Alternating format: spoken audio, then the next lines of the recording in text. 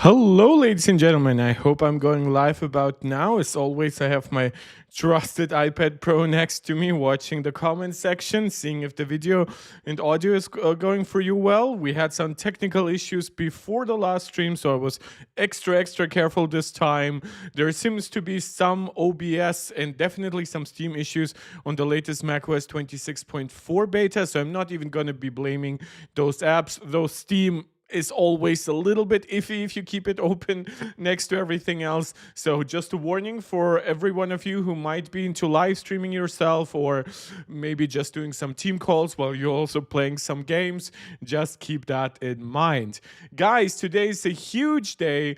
I had kind of hoped that some of what we're going to be discussing today would have come out yesterday, and it did, but at 10 p.m. of my time. So it really wasn't at an opportune moment for me to react to, unless you want me to completely forget my work, completely forget my sleep schedule. So we got the M5 Pro and M5 Max MacBook Pro reviews late yesterday. Throughout the day before that, we got the iPhone 17e and the iPad Air reviews. Quite honestly, those are not very interesting, so I didn't just want to react to those. But now I thought, well, the MacBook Neo, it means that it must be coming out at 10 p.m. today. So I could be reacting today to just the MacBook Pro reviews because the MacBook Air reviews had already come out during the weekend. And after that, I could just relax today, and then tomorrow we could have a nice summary plus MacBook Neo review day, right?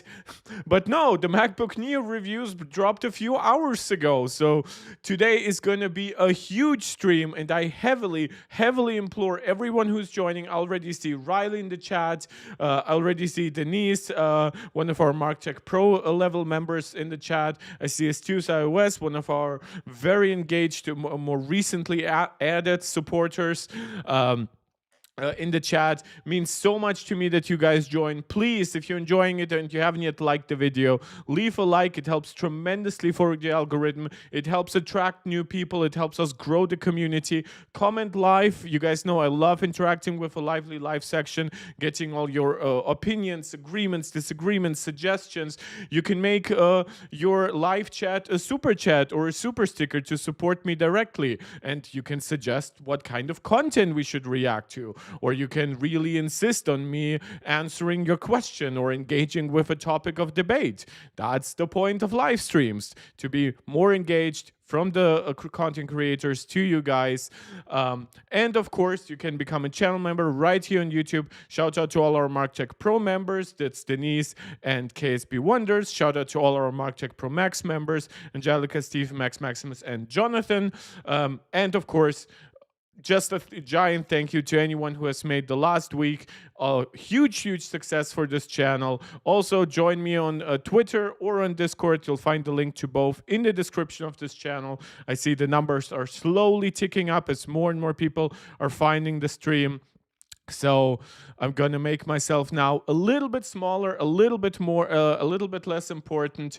Jan calling, my German viewer calling me his favorite stream girl. Well, look, if I don't deserve a super chat after that kind of treatment, guys, like, come on. Like, you cannot be rough with your stripper and then not tip right. Jesus Christ, that's such a bad joke. I'm so tired after work. Yes, I do actually want, and Riley, I think we are in agreement here together, is I do actually want to start with the more low-end stuff, partially because I actually think that Dave 2D's review nails a ton of essentials for the MacBook Neo, and partially because I think that during the next couple of days, we might see a lot more MacBook Neo content trickle in. Maybe it's not going to be very transformative over what's already been uploaded, it, but it is going to be something that I think we can all grow from and just listen to different perspectives on it, view all kinds of benchmarks, and see, for example, how the A series chip works with different apps, right? Because we can talk, for example, about the 8 gigabytes of RAM limitation, but there are other limitations when between A and M series processors. One would be hypervisor acceleration. So if you want to work with virtual machines, you will not just be held back by the amount of memory, though that's probably going to be the most important aspect. You also might literally be held back by the silicon's capabilities because it doesn't have that. Now, it will, of course, be able to do that. Obviously, you can run virtual machines just on a software level, but that's just something for you to keep in mind. Ian Kremken, I'm not sure where I should have done the gap, joining the chat. Haven't seen you live. Welcome to the stream, brother. Riley saying any crashing out incoming or no. I'm actually not sure. I haven't seen anything terrible thus far, which probably also just says that, like, I kind of have conditioned myself to mostly watch content that I actually think is watchable. I've seen a lot of you guys post stuff on Discord.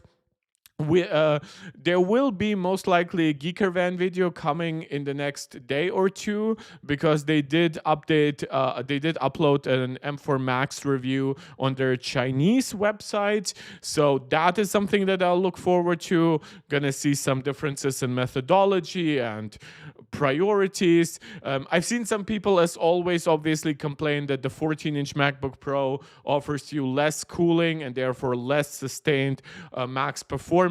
This is why I do not recommend people get the fully enabled M5 Max on the 14-inch unless you also really need the maximum amount of memory on that device, which, to be honest, for some people might be more important than the max performance level. So I'm not saying that that's actually like a bad deal, but you will get like 10-15% less performance than a 16-inch MacBook Pro. We'll get to all of that as we react to all types of content. Ian saying, thanks, excited for the new Macs. I think we all are. I actually think that look, we kind of could have predicted the max performance level, because obviously the M5 chip already existed, the A19 Pro chip already existed. We had some questions about the chiplet architecture and potentially some negative impacts, whether it's on battery life, the latency between communication, maybe some scaling issues.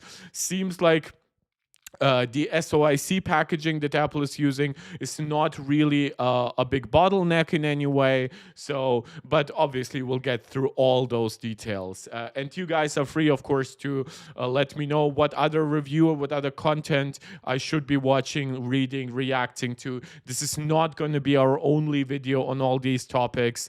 We'll have more content throughout this week. Probably not daily streams like last week. I do have a lot more work this week, and I do need to take care of myself in general. But yeah, just as a little warning and preparation. Jan saying, you would have bought it in pink. Interesting. Small side story. I was actually walking through the city a little bit on my lunch break, and I saw my first sky blue MacBook Air in real life. So I usually only see it in like the controlled lighting conditions of the Apple Store whenever I go there, and it looks absolutely gorgeous. So in proper sunlight, it actually looks blue. It actually looks sky blue. So no, I'm definitely sold on the colors here, but I do understand there's always more colors that could be done, things like that. I got the 14-inch M5 Max, 128 gigs. Everyone says that one, but I really want to get something probably after 4 years of M1 Max 16-inch. So interesting. So you're downgrading in size, but obviously you're upgrading in literally every other way. You will get worse battery life from this, but then again, you're getting so much more performance. Jeff Poole, the first time you're joining me live during a stream. Guys, say hello to the OG, the Geekbench creator, our Lord and Savior here, because obviously without his benchmark, this channel would have like 50% less content. Thank you so much. Color Ferguson joining in the chat. So many familiar faces, so many familiar chat names. I'm really glad you guys are joining. This is why I'm also doing all my intro rambling. This gives time for people to join.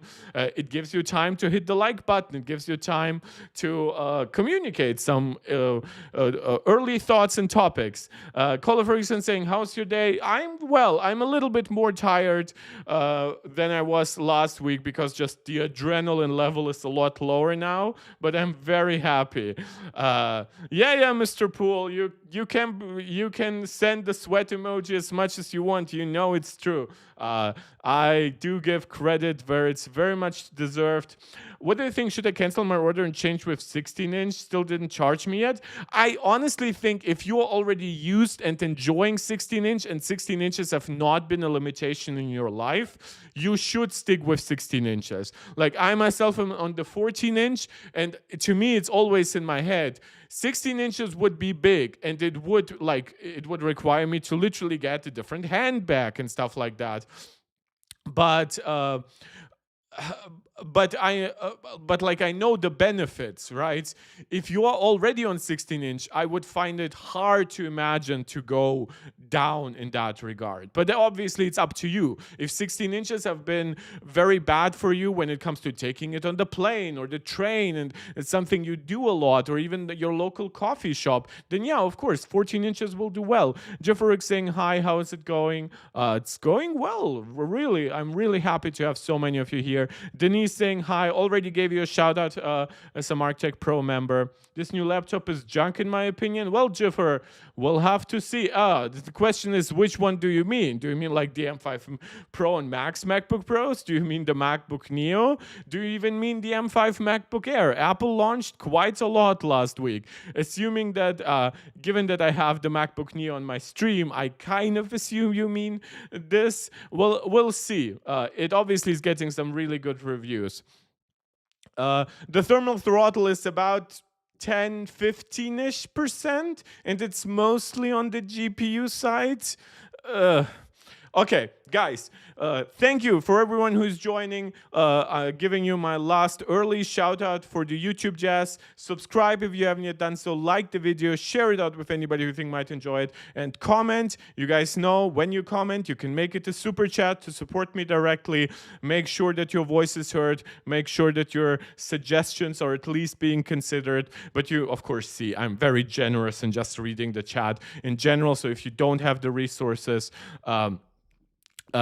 don't do it. Yeah, and guys, you will have to accept that Riley today is going to be very, very defensive, because Riley is going to be getting the 512 gigabyte MacBook Neo for himself. He is upgrading from a machine that's much older, much more limited. So our number one yapper will probably be our number one aggressive yapper today. Okay, let's get started. This is the MacBook Neo. I've been using it as my only computer for several days. It's a very good device, but it's not like so Jiffer, Dave 2D already disagreeing with you. By the way, guys, let me know as always, what's the audio level between you and me, obviously. Jesus Christ. I mean, between me and like the content, right? I tend to sometimes make it too loud, and then I overcompensate for it by making it too quiet. So let me know if you can hear me well, if you can hear still Dave well, and we'll get through this together. Gonna learn if the MacBook Neo is actually worth its money. Let's continue. Good that it becomes the automatic choice for people trying to get a MacBook. It definitely has some shortcomings. I'm going to try to break this down. When you open the box, the paper wrapper has hello written on it. I think this is a first for a MacBook, and you get a 20-watt adapter as well as a charging cable. So one thing, he does thankfully later point out, today I did pre-watch the content because I did already start actually reacting, obviously, to the MacBook Pro stuff on my Discord yesterday night, and the MacBook Neo stuff I checked during my lunch break, and admittedly a little bit during work as well. I do tend to listen to music whenever I'm working with some medical data files for science and whatever. But today I was listening to something else. So the 20-watt chargers included. Now, not in all regions, obviously. Apple has now been more aggressive in cutting it away from like Europe, United Kingdom. So make sure you know about your region. Thankfully, if you already have a decent power delivery standards charger, you will be able to get up to 27 watts of charging. And I do like this cable. Now, of course, 2 meters would have been nicer. This is a 1.5 meter USB-C cable. It's not MagSafe because obviously this device does not support MagSafe. Yeah. But in terms of what it offers, now I know the other Macs also support, like, for example, 3.5 millimeter headphone jacks. But one really good thing here is that unlike even the M series iPad Pro, this still comes with a headphone jack, which you guys know I'm not a fan of the headphone jack. And I despise USB-A on a laptop, in a new laptop in 2026. But thankfully, Apple did not do that. But for the education market, I do understand having a headphone jack. A lot of people will just have it in schools and universities. They'll pair it with relatively cheap headphones. Thankfully, this one has 2 USB-C ports, so you could use the USB 2 speed port for like a USB-C earpods pair. But of course, if you have a 3.5 millimeter headphone pair, for that you now get a jack. And that's something that I actually think Apple should also bring to the base iPad, because the base iPad is something that I see a lot of people buy for their kids. I see it buy that for their elderly parents and stuff like that. I see it obviously buy that for educational purposes. And I think that these specific markets are still well served with a 3.5 millimeter headphone jack. I'm glad that the jack is gone from all iPhones. I'm glad that it's gone from the premium iPads. I think the industry needed to be pushed towards more wireless solution, towards more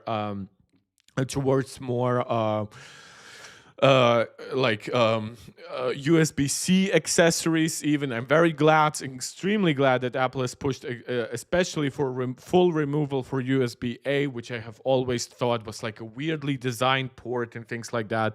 It was good for its day, and it was good that it was updated. But you can see just like the amount of like innovation that we've gotten on top of USB-C ever since its original introduction. It makes USB-A pale in comparison. Jeffrey saying, I just think it's funny you can buy an iPad that's limited to its shit OS, but it has some 5 in it. I disagree that iPad OS is shit. I think it's a unique vision, but obviously it now creates other questions for Apple, right? They now have A series Macs, they have M series iPads, they have iPads with Magic keyboards and support for Bluetooth keyboards, trackpads, mouses. Don't call them mice. They support external monitors, even Thunderbolt speeds, right? And then you will also have now touchscreen MacBook Pros at the end of this year with tandem OLED. There are rumors that the next MacBook Neo might get a touchscreen, which is obviously like now it's really a hardcore competitor to like the base iPad, even if it doesn't get like a support for something like Apple Pencil. At least very quickly you'll be able to just hand sign a digital document or something like that, right? Or let your kids draw a tiny bit. It's not the perfect form factor for it. I would still prefer laptops to stay like touchscreen less. Save that money for the bill of materials, save that extra thickness for the lid, reduce the reflection and glare for the screen. But if Apple is going to do it, now it really presents a question. What about the future of iPadOS versus macOS? Because you have iPads more powerful than Macs. You have Macs touchscreen friendly, sort of like iPads. So it's going to be an interesting few years. And there is also going to be a question going forward. Like, I know that obviously like Craig Federighi and other executives have a lot to say, but I think that a big decision like potentially unifying some iPad and Mac functionality, that will be left to Tim. right? Something that high up. So once John Turnus comes into power, right? The question, and after that, whoever follows him as the VP of hardware engineering, right? That's gonna have questions about like, are these people as bought into the iPad as Tim Cook? Don't forget, Tim Cook came up. Well, so did John Turnus, but Tim more than anybody else, except for Greg Joswiak at this point and Deirdre O'Brien. He came up under Steve. He respected Steve's vision, and Steve's vision of the iPad being between an iPhone and a Mac, irregardless of the price point of the iPad. So I think that the next leadership might have some changes of opinion here. This is a very well-built aluminum laptop. It's not rare in the laptop space to have something that's fully aluminum like this. What is rare is when you have something that's $500 or $600 that is built like this. In fact, yeah, and it's built really well. Like, he'll later point out stuff like the hinge, but every single review that I've seen really focuses on the fact it feels sturdy. It feels actually more dense even than the MacBook Air because it's tiny bit shorter and less wide, but still weighs the same 2.7 pounds. It is a little bit thicker, so the density is probably pretty even between the devices. But it is a very interestingly constructed device, and Apple did not like directly cheap out. Like there is no unapologetically plastic going on in this device like during the iPhone 5C. The best ever device was the MacBook thin device in 2012, 13, 14, but the processor was junk. But the thinnest device ever made with full macOS. They lost me at no backlight. Well, yeah, but I don't think that. I think that, well, Riley is obviously has proven to be the exception, but I don't think that if you are in this stream, you're probably not that interested overall in like lower end devices. I think that $700-800 is probably the starting price most of you look at which point you're much more in the market for like an M4 MacBook Air or something like that. Or like maybe you're just looking at a very high value Windows PC or laptop. So I'm not saying that this device is excused from everything, but it is definitely, like, in my opinion, its cuts are justified given the $600 starting point. The backlight removal has only to do with the price of the device, and you can advertise for Chromebooks as much as you want, Jiffer. Like, Chromebooks just won't appeal to people the same way without a proper operating system that has a lot of native functionality, a lot of legacy app support. Like, that's one advantage that people always bring up to me versus Macs, especially when it comes to games. Like, Chromebooks just exist in a world where an iPad just makes way more sense. And like, there are premium Chromebooks that have been like at around $700, at which point you call out like the iPad's operating system. I'll tell you that I think that ultimately this is still a better product, like in that regard, right? And I think that the iPad is a better product because at least the iPad's OS vision, you might disagree with it, but it's focused and it has been consistent for now 1.5 decades, right? While Chromebooks seem to be like always on the brink of like, oh, we are gonna make aluminum OS. Oh, we are gonna keep improving Android tablets that basically turn into like a more powerful Chromebook, or like we'll have like Fuchsia as like our desktop OS, and none of that ever comes to fruition. So yeah, I understand that Chromebooks, they're so much cheaper. They're gonna still make sense for a lot of educational purposes, especially for mass purchases, right? If a school wants to buy something, just sit you down, have you work on Chrome. I think that Chromebooks can do that well. But at that point, you must admit that the iPads do their thing as well too, because Chromebooks have the web through Chrome. iPads have one of the largest native app ecosystems on the planet, and one that's actually optimized for their screen size, for their aspect ratio, for their unique multi-windowing capabilities that are more touchscreen friendly rather than the fully featured windowing systems we often have on desktop system. The problem, Jeffrey, you're saying Google is ditching Chrome OS for Android. This has been happening now for years, right? And it's finally probably happening next year. And you're telling me that I should trust the company that make the Pixel Slate, the Pixel Book, right? Remember all of those products, right? Remember how compromised they were? Like I'm not gonna invest into the future of that ecosystem. I'm just gonna buy a cheaper Mac.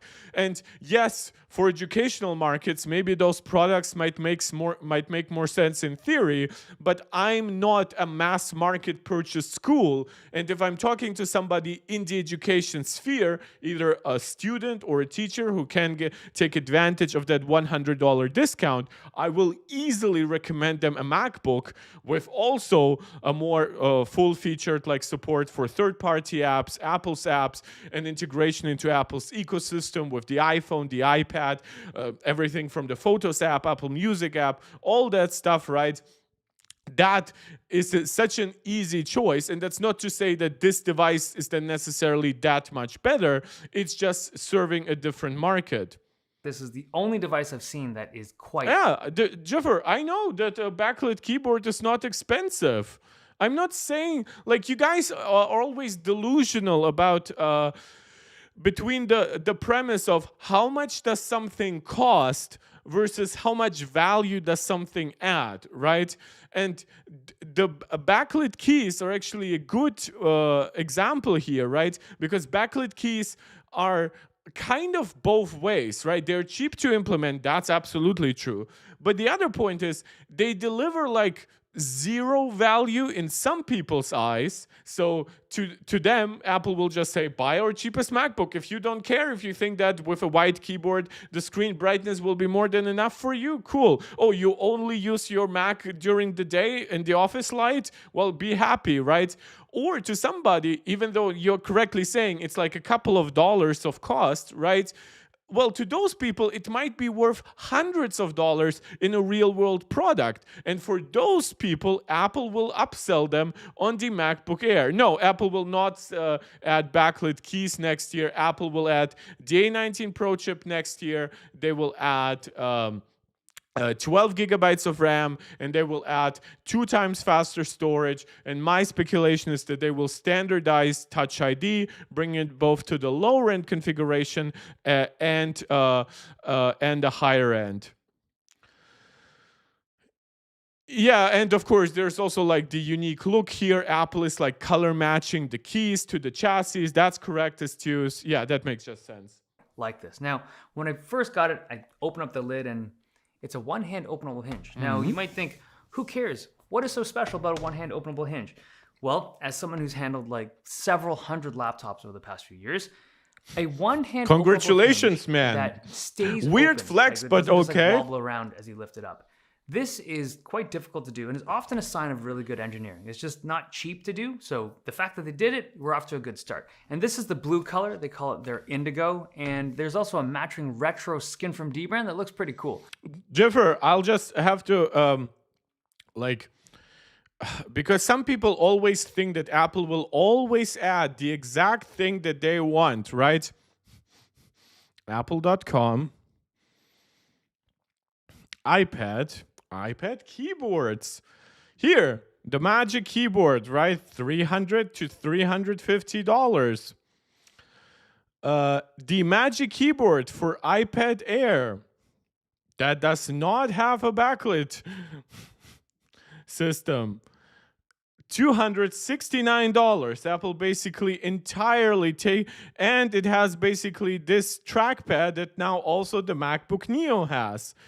How about the Magic Keyboard Folio, a $250 accessory to a $350 price? Guess which one does not have backlit keys? this one doesn't. Like, people aren't even asking for it that much in reviews. I remember way more people asking for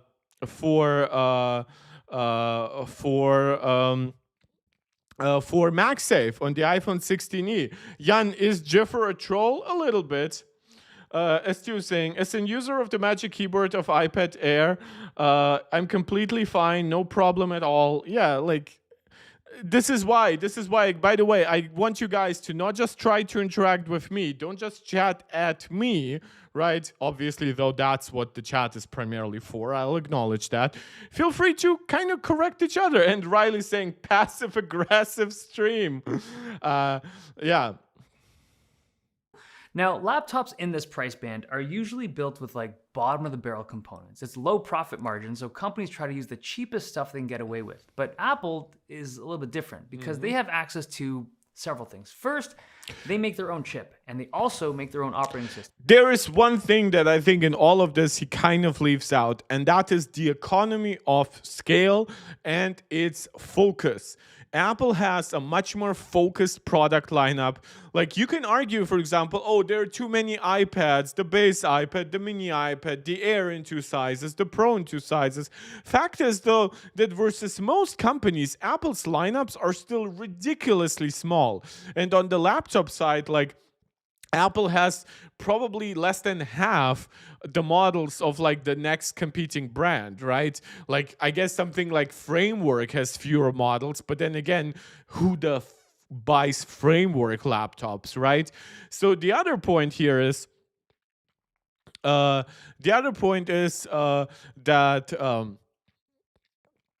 because Apple ships so much aluminum and everything, they can mass order it. They can get a bulk discount, and they can keep optimizing their production processes. In fact, this uses their most efficient aluminum production yet, right? That just benefits them and ultimately benefits us. And again, something like the hinge, something like the keyboard quality, something like the trackpad, which you'll later get to, is the fact that these devices are also built for years and years with the same components. That's something that Apple can afford to do because they have trust in their engineers. They have trusted what they built is not shit. And they have the trust that they can improve on the device through chips, through modems, when necessary, through cameras, through speakers. And that's why the chassis itself can be what it is, and I think that that's partially why it's a little bit on the thicker side, so that Apple can, without much of engineering effort at all, can just slide in new components, whether or not these components might be slightly thicker and whatever, and just use this chassis for at least the next half decade. That's something the rest of the market simply cannot afford. Riley saying, yes, Apple should appoint Mother Teresa as the next CEO and desolder the RAM and put new 16 gigabyte RAM in the 18 Pros. I do assume this is now not coming at me. Yeah. So they can squeeze every last drop of performance out of that combination. But the other thing is that Apple is comfortable selling things at without super high margins. So this is entirely wrong. Like, I actually think that the margins on this device are still decent. I just think that, yes, are the margins on this one lower than on the MacBook Air? Most likely. But I do not think that Apple is like going to like a completely historically low profit margin suddenly here, and suddenly completely like financially relevant. If you actually remember,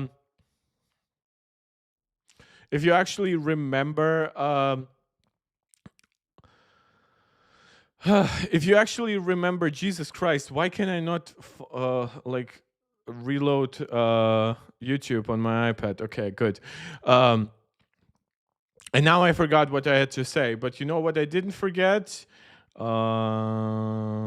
user in timeout and 10 minutes. So, Jiffer, you can breathe a little bit. You've been very, very engaged. I'm really happy about all that. But the live chat is for everyone, and I feel like people are getting irrationally angry at each other. I'm not gonna block you or anything. I still appreciate people having different opinions and stuff like that. But there is such a point as you should be trying to comment actually in correspondence with what's on screen. Just rambling out all your negative feelings about the MacBook Neo even before we reach those points in the video is not going to benefit anyone. So, and for the sake of this community, again, this is not hating on Jiffer. Please, guys, I see a lot of you are leaving loves right now, so I see my decision seems to have been appreciated by the community. I appreciate you guys back. But this community is about positivity for each other. You can dislike a certain product, right? You can dislike whatever Apple is doing. You can even come in and be a diehard anti-Apple guy. But if you take up half the chat, it's just not going to be as enjoyable. I told you guys that a while ago that my streams used to be bigger and wider and everything, right? But when I found out that some people started holding really bad views and started spouting them in the chat and basically making the chat more toxic and turning criticism towards other YouTubers into actual hatred, I really dislike that. So if that's something you want to do, you're not welcome at all. And if you just want to troll a little bit, that's fine. Just keep it a little bit to the minimum. That way others can still have their voices heard and stuff like that. Riley saying, Apple is a for-profit company. If they could sell us this at $5,000 and enough of us buy it, they would. Yeah, the best example for that in recent years has been NVIDIA, right? Like NVIDIA has not actually started dramatically different hardware when you think about it. From the RTX 2000 series, they've had RT accelerators, they had AI accelerators, their tensor cores, right? They had a decent amount of bandwidth, like even with GDDR6, now with GDDR7, it's higher and everything. But prices have kept creeping up. When you remember, for example, the RTX 3000, the RTX 3080 came at $700, right? And then the RTX 4000, granted, it had a lot more RAM, but it also suddenly came at a whopping $1,000.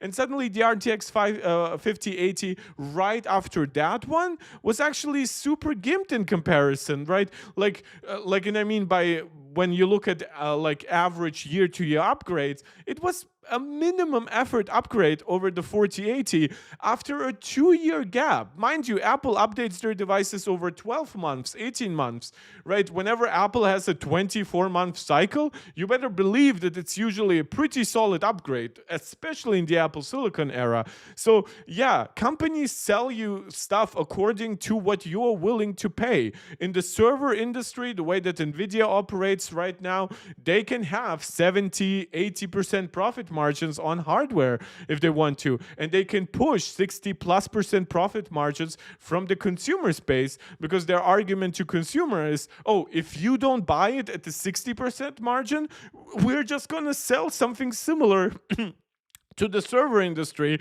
with a 70% margin, and go F yourself, right? Riley saying, why do we need to state the obvious? Sometimes it's just good housework, right? Like sometimes you just have to remind yourself of the positive in life. Remind the community to stay positive. It's all good, Riley, basically, right? Jan saying, you're going to get the iPad Air tomorrow from the store. And you're saying it's unfortunate that the 12 gigs of RAM iPad Air is not getting more attention. Yeah, but it's such a hidden benefit, right? It doesn't show up right away in Geekbench. It doesn't give you like a faster moving screen. It is unfortunately, yeah. When you look, for example, at the reaction from when the M4 Max got 16 gigs of RAM rather than 8, and they got it at the same price, I think that was well-deserved hype. I think the iPad Air should also get some hype for getting at least 12 gigs of RAM. In fact, I was actually surprised that that was the case, because if you know, like the M5 iPad Pro got 12 gigs of RAM only recently. The M4 iPad Pro actually had only 8 gigs of RAM, unless you opted for the higher storage variant. So Apple going this intermediate route was actually very interesting. I think the iPad Air is enough powerful for its OS. My argument for the iPad Air is I would actually prefer Apple do A-series chips, but then fully enabled A Pro chips with the max amount of memory, right? I would honestly prefer an A19 Pro 12 gigabytes of RAM iPad Air over an M4 version. They would have roughly the same single core performance. The A19 Pro would have some better architecture features, and then the M4 has more raw power, right? And then I think the A19 Pro would ultimately win out because it wouldn't thermal throttle. It would be cheaper to implement. But yeah, Apple seems to be gung-ho about making M series works. Like, I'm fine with them on the iPad Pro, where cooling is more extensive and the overall device is more expensive. But I'm surprised that Apple insists on M series chips on the iPad Air. Okay. KSP joined the chat, one of our MarkTech Pro members. Already gave you guys a shout out early on, but hey, Denise and KSP both being here, none of the MarkTech Pro Max members being here, but that's fine. They work longer than us guys to finance all of this fun. Because they know that once you're in their ecosystem, they can get you with like services and apps and just things that they can charge. This device will be a good candidate to upsell you an iCloud storage. Well, like 256 gigs is not like prohibitively low. Like, speaking of the M4 iPad Air, I think 128 gigabytes at around $600 for a productivity-focused device is a little bit iffy. Just as I think 256 gigabytes is iffy on a $1,300 iPad Pro, but that's a different discussion for a different day. It's all a balance. I actually don't think that Apple will make as much like service revenue and profit on this device as they do, for example, on the iPads, and definitely not as much on the iPhones. Don't forget, on the iPhone, most people buy like a case with it. Many buy Apple cases. Then you can also get like MagSafe accessories. On the iPad, you can be upsold on an Apple Pencil, on a Magic Keyboard.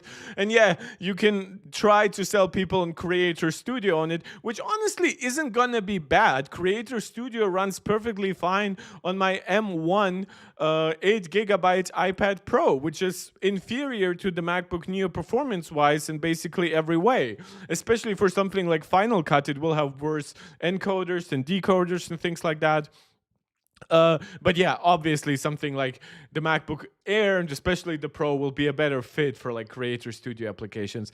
KSP saying, I had an interview, Riley, really impressed with the continuity camera feature. Nice. Well, that's what I'm doing here. I'm using my iPhone 17 Pro Max, so you guys from my stream can get some obviously some tech tips, not some Linus tech tips, granted, some much higher quality tech tips, and specifically in the Apple ecosystem.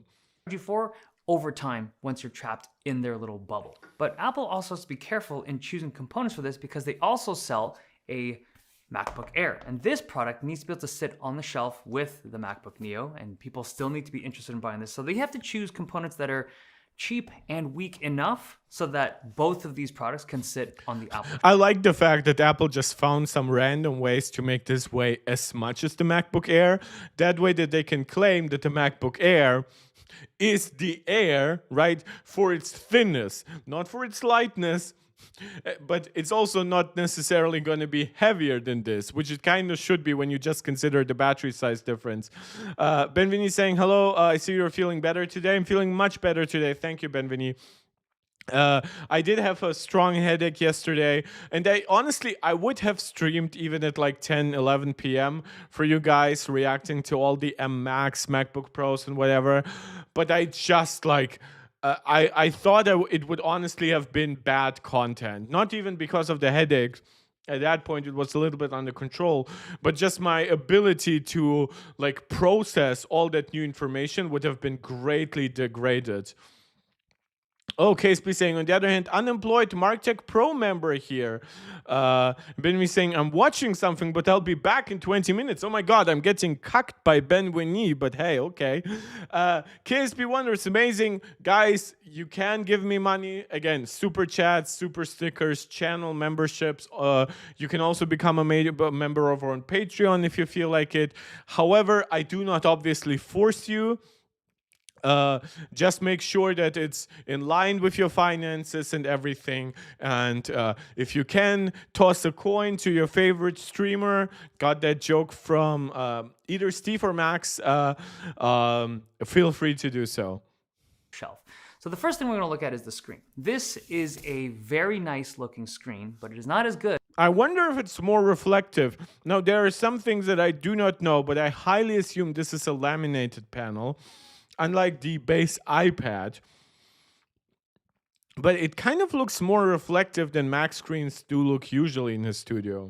As the MacBook Air screen. It's still 60 Hz and the colors are good. It's got decent coverage of the sRGB color space. This is exactly what Apple promised. Apple promised full sRGB coverage. Full sRGB coverage roughly translates to 75%. To 80% of the P3 color gamut. So that's exactly what you're getting. Obviously, you're getting that extra step with P3 on the MacBook Airs, the MacBook Pros. But unironically, this one has 1 billion colors. So this is 8-bit with FRC, the same as a $1,300 Galaxy S26 Ultra.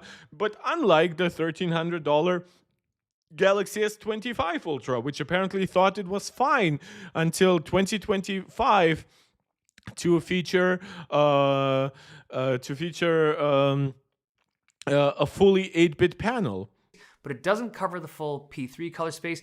But unless you work with these color spaces for photo or video work, chances are you probably won't notice or even care. It's a great screen. It's a little bit smaller than the Air, but it's one of the best screens I've seen in that 5 or 6. KSP, maybe at someday. A MarkTech Neo tier, yeah, probably like $1 a month at that point, right? I'll have a look at it. I already changed, by the way, the tiers. You are getting a shout out both in the Pro and the Pro Max tier. So at least you're getting a little bit more value than you did before. Riley saying, I would buy a Neo E/SE tier supporter. Wait, Riley, I thought you couldn't give me any money. I thought we kind of cleared that when last time. Screen on Chromebooks are horrible and impossible to see. Also, Riley, like if you can make a channel membership, you can send just a super chat for that lowest amount of money, I think. Yeah, screen on Chromebooks, by the way, especially in terms of resolution, this is over 1440p, like in terms of here width. No, in terms of how tall it is.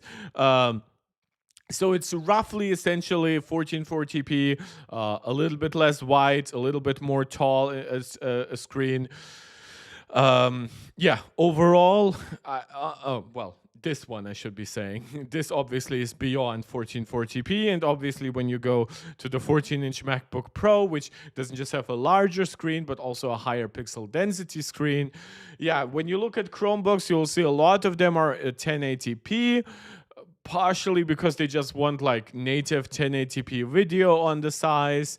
They're often 16:9, which like for laptops I kind of prefer. Like I actually prefer most 3:2, and Apple is kind of close to that, but that's the native aspect ratio of the Surface devices. And then 16:10 is kind of the industry standards that's closest to 3:2. Riley saying, I don't even have super chats available in my country. Wait, but you have channel memberships available? Man, I have no idea how YouTube like divides up their shit. Like, I thought that everywhere you had channel memberships, you also had super chats. Why is there a difference? Jesus, YouTube is so random and weird. $100 range. Arguably the best. Now, in terms of performance, the Neo is fast in benchmarks and fast when you're using it. I was surprised when I popped this out of box and started testing it. I was like, this is so much more performant than I thought it would be, all things considered. Like, most device performance is bound by your single core performance, and a little bit of like IO. Your memory speed, obviously, if your memory is garbage, non-existent, and you don't have a good amount of cache on your chip, that's gonna dramatically limit the way your fast single core can even get data from the system. With that, storage is also important, though as long as it's SSD, for smaller tasks it really doesn't matter that much. Like for opening Safari, you would probably be fine even with like 1 GB per second. Obviously, once you're working with really large video files and stuff like that, that's where you will want 3, 4, 5 GB per second. If you're working with huge LLMs now, and like the M5 Pro and the M5 Max, you even have access to like 14 GB per second storage, right? Basically PCIe 5 by 4 lanes. Riley saying none of the YouTube stuff are available except for subscribing to YouTube Premium, which is $3 a month. Oh my God, you're paying 4 times less, or even more, for, or even a bigger difference to what YouTube Premium is in my market. Jesus, but yeah, I understand. Obviously, that will also depend on just the average income of the country. The chip came from a phone, right? And to see it being used like this, it was pretty impressive. The chip and the 8 gigs of RAM. So you can see here the M4 MacBook Air definitively outperforming this. Don't forget the A18 and the M4 chips are on the same architecture basically.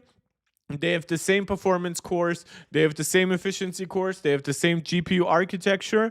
Here they're actually also using the same speed memory of 7500 mega transfers per second, but the MacBook Air has a 2 times larger memory bus, so it has 2 times the memory bandwidth. And while the base version will have 256 on both, the MacBook Air M4 also has twice the storage speed. So this is an Xcode WebKit build. It benefits from having 2 more P cores and 2 more E cores. This is how we get basically an 80% performance improvement from this to this, or like a 40% time reduction. In Premiere Pro render, here you're also gonna be a little bit impacted by like your media encoders and decoders. In the end, a little bit by your storage. But you'll also see here still a notable difference of like 50%. KSP saying, Mark, it's okay if you place ad at the start of the stream. We can support you for free. I don't know what ads I would put. I got like contacted a few times by some really scammy people, and I don't even respond that quickly to shit. I do prefer being directly supported, obviously, but I also obviously understand you guys don't want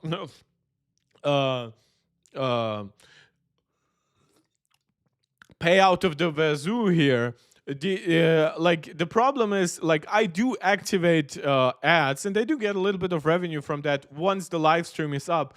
The problem is actually like making sure how many ads play during a live stream is surprisingly difficult in YouTube Studio, and it's a pain to, like, if you get it wrong, that means you guys are gonna get ads right in the middle of the live stream. That's gonna suck, and it's gonna make half of you go away. I know that because I tried it 2 years ago, and that's partially what killed some of the initial hype on the channel. Are enough for regular computer use, and by that I mean like stuff you do in a browser or email. But you can also edit photos with it, even do some light video work. It's like very capable, all things considered. Oh, he uses the same screen setup as I do, with the dock hidden down under. He does not use a permanent dock either below or left or right. Well, that makes him much more sympathetic to me. Now, the GPU is also decent. It's perfectly good for casual games, but graphically demanding. Yeah, like this is going to be the 8-core. Well, it depends. He should be using the base version here, but I'll assume that. So the base M4 is the 8-core GPU version. This one is the 5-core GPU version, and this one has twice the memory bandwidth. So on average, it's going to be like 80% faster. And stuff is just going to eat dirt on this laptop. I did run Cyberpunk at like the lowest possible settings on this machine. I was getting like 50 frames and change, which speaks more about the developers and how much effort they. I mean, it doesn't really speak though about that, right? Because don't forget, base level Panther Lake comes with 4 GPU cores. This comes with 5. Now I understand that architecturally these cores are not one-to-one, right? But no, the A series of chips is actually really powerful. And I honestly think that it's weird to say, oh, like Cyberpunk is not even the best optimized thing on the platform. Like I think even like some of the Resident Evil games perform relatively better in comparison to like Nvidia and Intel integrated Intel GPUs. Obviously, this one, just from its ray tracing capabilities, is going to be faster in certain tasks in certain games than AMD. But then again, still just the default optimization that people do, especially with AMD GPUs, because this is the architecture that's used on the current generation consoles. It is going, like, Apple is going to lag behind that unless they're going to take like $500 million into their hand, go to all the large developers, try to even like recreate a little bit of proper relationships with the Unreal guys to make Unreal Engine 5. And Unreal Engine 5 is pretty crap as it is, unfortunately, but it definitely needs even more work on like Apple devices. So we'll have to see what Apple ultimately will decide to do. They definitely have the money to fix a lot of stuff when it comes to gaming. To optimize that game for weak hardware. But the fact is, this is, again, so much more capable than I thought it would be since it's a phone chip. The drive comes in around 1600 megabytes per second. So if you guys remember, I said the drive would be around 1800. So I'm basically correct. These are rounding errors. So this is actually the same speed as on the 256 gigabyte M2 MacBook Air. If you remember, that was that created all that negative media attention around the MaxTag tests, right? Because the 256 gigabyte variant came with only 1 storage modules rather than 2, which means it used half the PCIe lanes, which meant it gave you half the speed. This is now limited not by the amount of modules. I assume the 512 gigabyte is going to be just as fast or just as slow, depending on your perspective. This is limited by the amount of PCIe lanes on the A18 Pro. It's the same speed that you got on the storage of the iPhone 16 Pro and 16 Pro Max. And in fact, the iPhone 17 Pro and 17 Pro Max doubled that speed with the A19 Pro. So that's something that Apple can easily leverage as a selling point next year. Now this means this storage is 4 times slower than that on the MacBook Air. And that will obviously have a big impact on tasks like exporting stuff, but also on memory swap. So whenever you're running out of RAM, some of your excess storage is going to be used as basically memory overfill. And in this case, this will be just slower than using the storage on the MacBook Air, and especially on the higher-end MacBook Pros. It's still saying slower SSD speeds than M1. Yes. So the A series chips, and one thing they have always been very cut down in comparison to M series chips, is the amount of I/O they have, the amount of PCIe lanes, and that has always historically resulted in either slower storage speeds, much slower like accessory ecosystems, like the USB-C port, for example, is 10 gigabit here. That's obviously pales in comparison to the 2 Thunderbolt 4 ports on the MacBook Air. It pales in comparison to the 3 Thunderbolt 5 ports on the M4 Pro, M4 Max, M5 Pro, M5 Max MacBook Pros. Yeah, it's A series chips do not have the best I/O because they're built for iPhones. This is why I always argue the main cutback in terms of support of features on A series is rarely the raw performance. It's honestly a lot of that auxiliary stuff.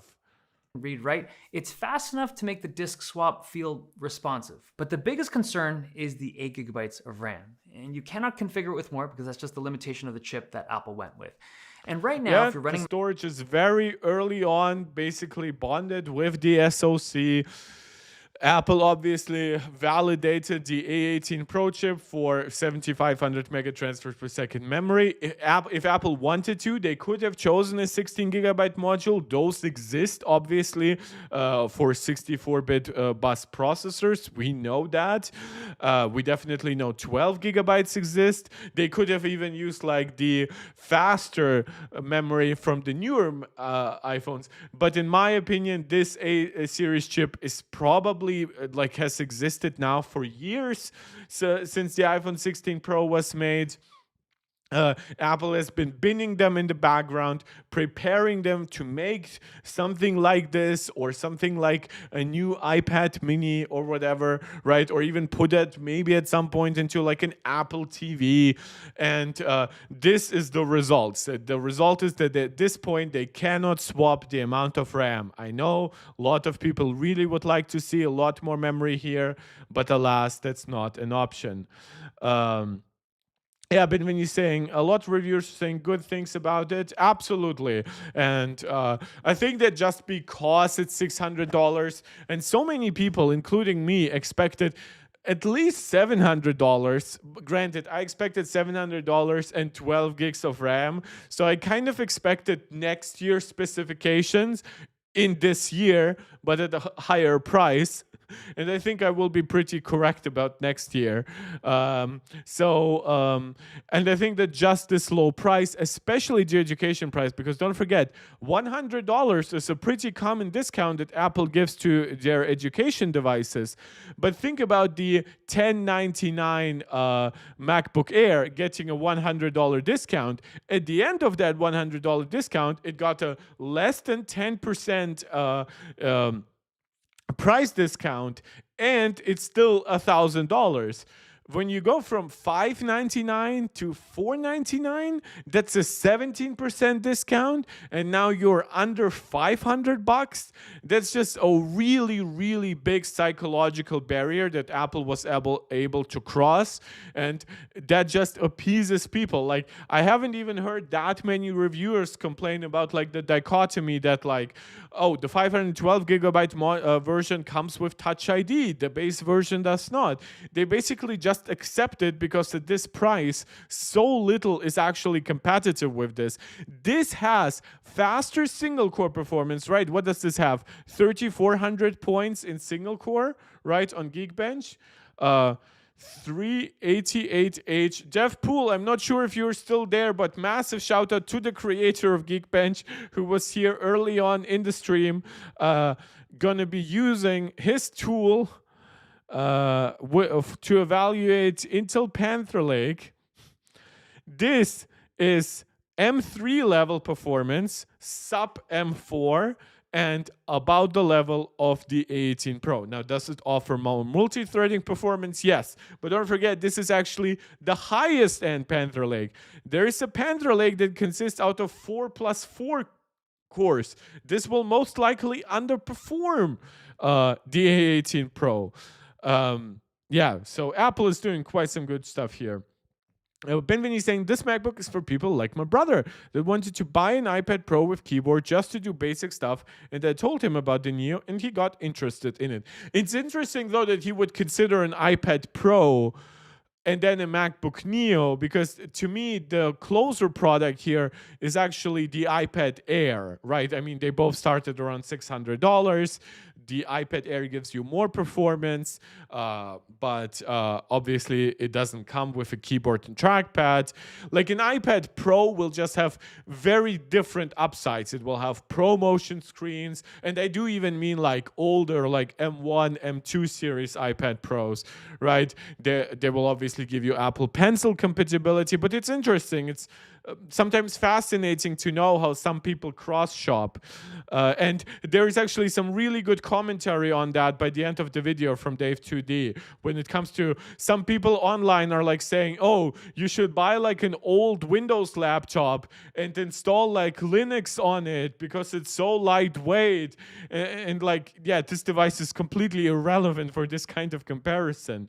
But my guess is you're going to end up with iPad since his 2 MacBook broke because some drinks spilled on the keyboard. Well, iPads aren't waterproof either, but to each their own. I have both an iPad and a Mac. I understand this is a privileged position. I'm not going to tell everyone to run out and buy both.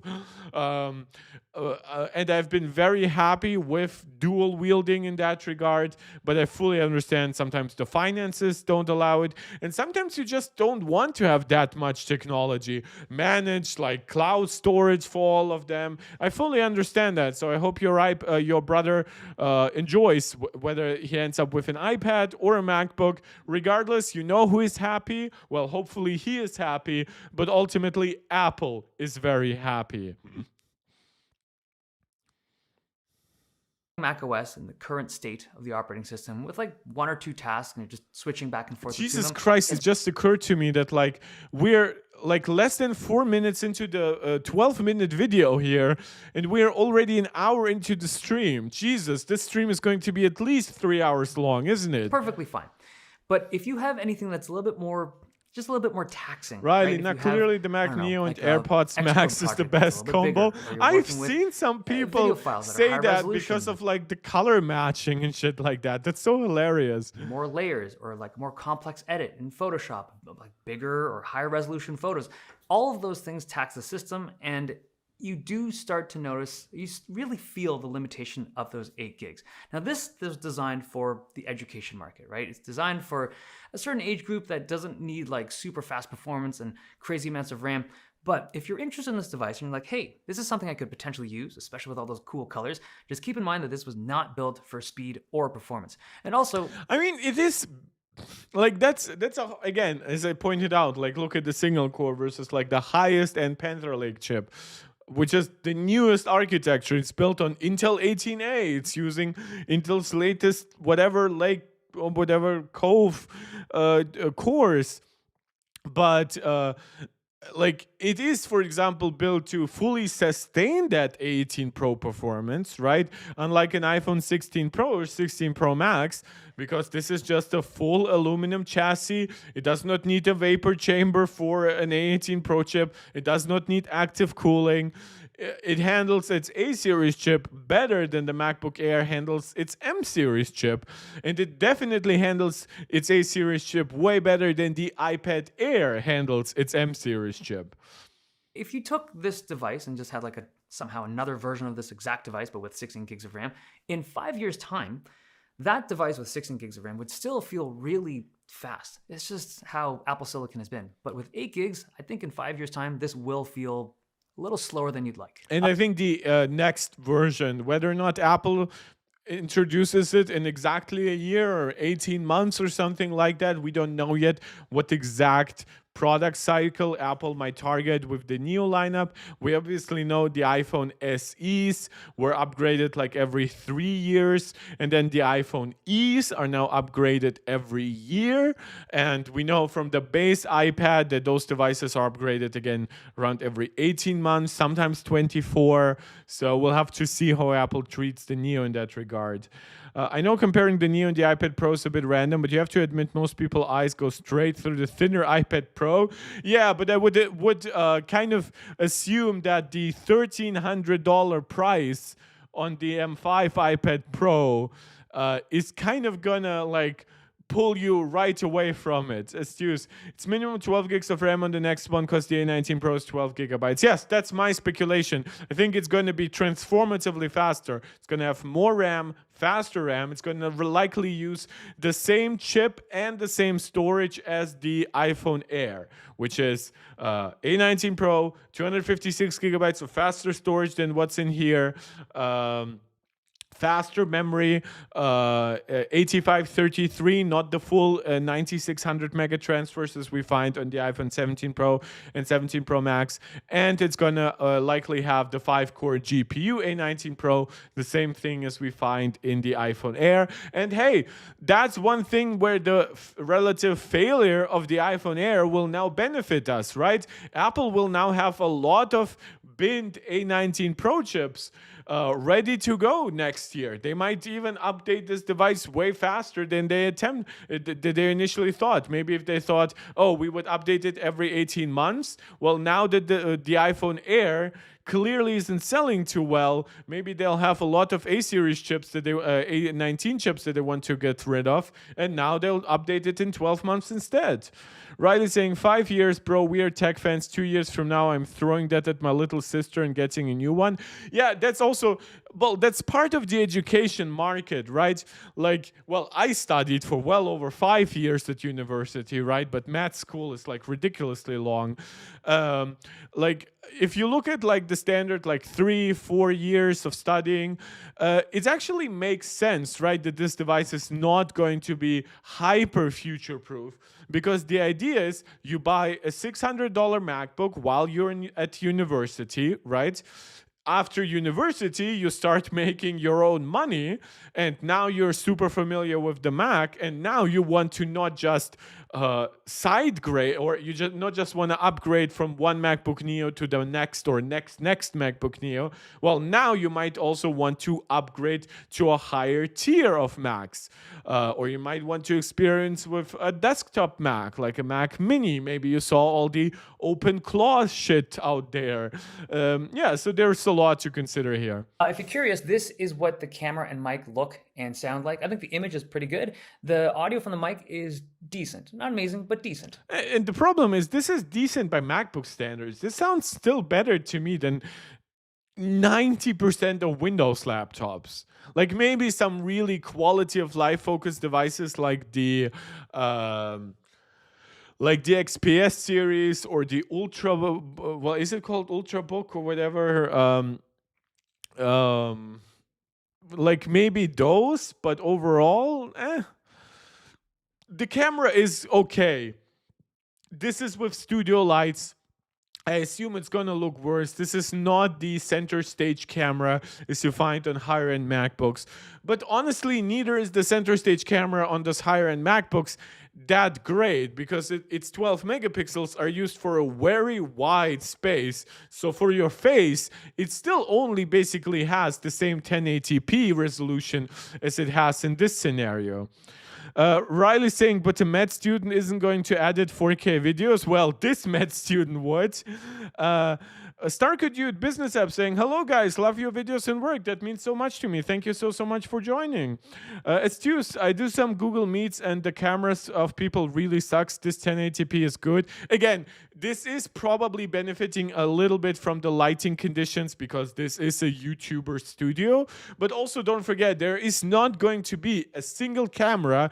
You can even use like an 8K camera if you want, that is going to have the same image signal processor to help it out with as this one, right? Especially for stuff like video. The keyboard feels really nice to type on. I imagine the components inside here are different from like MacBook Air and MacBook Pro just because of the cost difference between the products, but this feels... Actually, like, given the fact that Apple has had these keys for years and years, and by the way, I've seen a lot, again, we discussed, obviously, the lack of backlight. I know Jiffer was obviously very unhappy with it. I'm sad that Jiffer didn't come back to still participate in a more relaxed discussion, but hey, I'm very happy that the people who are here, very appreciative of the content, of the work that these YouTubers put in as well. These keys, and like including the lack of backlit, like I feel like a lot of people just forget what Apple's ecosystem ultimately looks like and a lot of stuff that they advertise. Now I realize that the iMac is not as important as it used to be, right? But it has a keyboard. Oh, this is also interesting, by the way. Will Apple color match the iMac keys now that they have those keys for the MacBook Neo, right? Because they do have the aluminum color-coded to the iMac that you get, which is really cool and sexy, but it is still fully white on top. Will Apple go that extra space? And then he's saying, yeah, I love that those color match keys. Those color match keys would go really poorly with backlight, so yeah, like I realize just people always want to complain. I'm not saying that the lack of backlit keys is fantastic or that you should ignore it if you're like even like me and using it a lot at night. Well, do I? Well, I guess late in the day, right? I sometimes finish up some work and whatever. I don't use it for that stuff. As I pointed out in my last stream, I'd never want to get my keyboard sticky. Jesus. Get your head out of the gutter, guys. Very similar in the typing experience to those devices. It's very fast and responsive. Now the trackpad is very interesting. So I was surprised to find out that they were not running a haptic trackpad on this laptop. So keep in mind that for the past 10 years or more, like since 2015, every single one of Apple's laptops have used a haptic trackpad. So it's a trackpad that doesn't have any moving parts. It's got a little motor on the inside, but there's no like mechanical movement on the inside. There's no like physical click. It's the sensation of a click that comes up from a little motor that taps your finger. It's a great trackpad. It's beloved by the industry. It's arguably the most accurate, the most reliable, the most precise trackpad on the planet. And new for 2026, they went with something that wasn't that. So they created a mechanical trackpad just for this system. And the craziest thing is that I think this is a better mechanical track. And again, this is something he's saying they created it just for this system. I feel like people forget what Apple has in their lineup beyond that. I don't remember who of you called out the fact that that they have an iPad Air with the Magic Trackpad that doesn't have backlit keys, right? But you know what that iPad Air Magic keyboard also doesn't have? It also doesn't have a Force Touch trackpad. It has a regular trackpad, and so does the Magic Keyboard Folio. These are the main cost savings that Apple has versus the Magic Keyboard on the iPad Pro, because obviously they still have the same hinge and the same magnetic connection and the same extra USB-C port here, right? Guys, they created the super chat, a goal for the super chats, really low one. Whoever does the first and next super chat gets a massive shout out. I just was playing around with my iPad. I almost forgot about this feature. Let's see if it has any psychological effect on you guys. Than most Windows laptops that are out there. It's crazy that on this budget system that Apple was like, hey, we're gonna make something that's $500, $600. This is better than so many Windows trackpads. And this also brings some points that I brought up early on. Economy of scale. So this is a MacBook that they plan to sell millions across every year. They're probably going to keep the same design 4 years. Which means they're going to keep the same trackpad for years. Ben Vinny saying, I haven't received the PSSR update yet, and you know. So apparently Sony wants to keep dropping them as batches. Basically, one part of the audience gets it, the other. Most likely what is the case is that PSSR 2 is already part of the update that you download, right? But ultimately, it's going to be enabled basically as a web push, right? It's a feature that's already baked in, but it's going to be activated on the server side from Sony. And there is some rumor from the same guy that I also posted in the Discord that this is going to be happening on Wednesdays this month. So some of us are going to get it enabled this Wednesday. Some of us are going to get enabled it on the next Wednesday. And then the Wednesday after that, basically the rest of us are going to get it. Out there. So the way this works is quite interesting. If you take a look on the inside, you can see how so this is important. This is why I like watching Dave 2D. Like, I like that he didn't deconstruct it or anything, but just opening it up makes sense. So one thing that did surprise me, because I did pre-watch the video, is that the speakers, according to him, are okay. They don't have much bass. Because there are no bass speakers here, right? Or woofers. so that's fine, even though those speakers seem to have a lot of room. Like, I assume that the actual like speakers are small, but they have a lot of volume to reverberate and create still a decent like stereo effect, but with only 2 speakers and probably inferior ones. It's just not going to be the same as even on the 4-speaker MacBook Air, or then the much higher 6-speaker systems on the 15-inch MacBook Air, the MacBook Pros, the Studio Display, right? We have the battery, which usually a lot of battery would be also right around that trackpad. So these overbuilt speakers are really overbuilt, even as a percentage of the device. The battery seems to come in 2 cells, roughly equal size, probably also like 2 18 watt-hour cells. This seems super easy to replace and fix, and this is reflected in the fact that most component repairs on this MacBook Neo cost half as much as on the MacBook Air. So that's nice. This is also something that you need to consider if you buy like a used or refurbished MacBook Air. Fixing it would ultimately be way more expensive than this device, right? I know, like, when you consider, oh, the M5 MacBook Air, it literally costs twice as much if you, from a certain point of view. But if you get them at roughly the same price because you got ones discounted or refurbished or even used, well, now the repair costs are going to be a very different percentage of your purchase. Yeah, Riley, I agree. You can tell that the people who designed this love tech. This is like...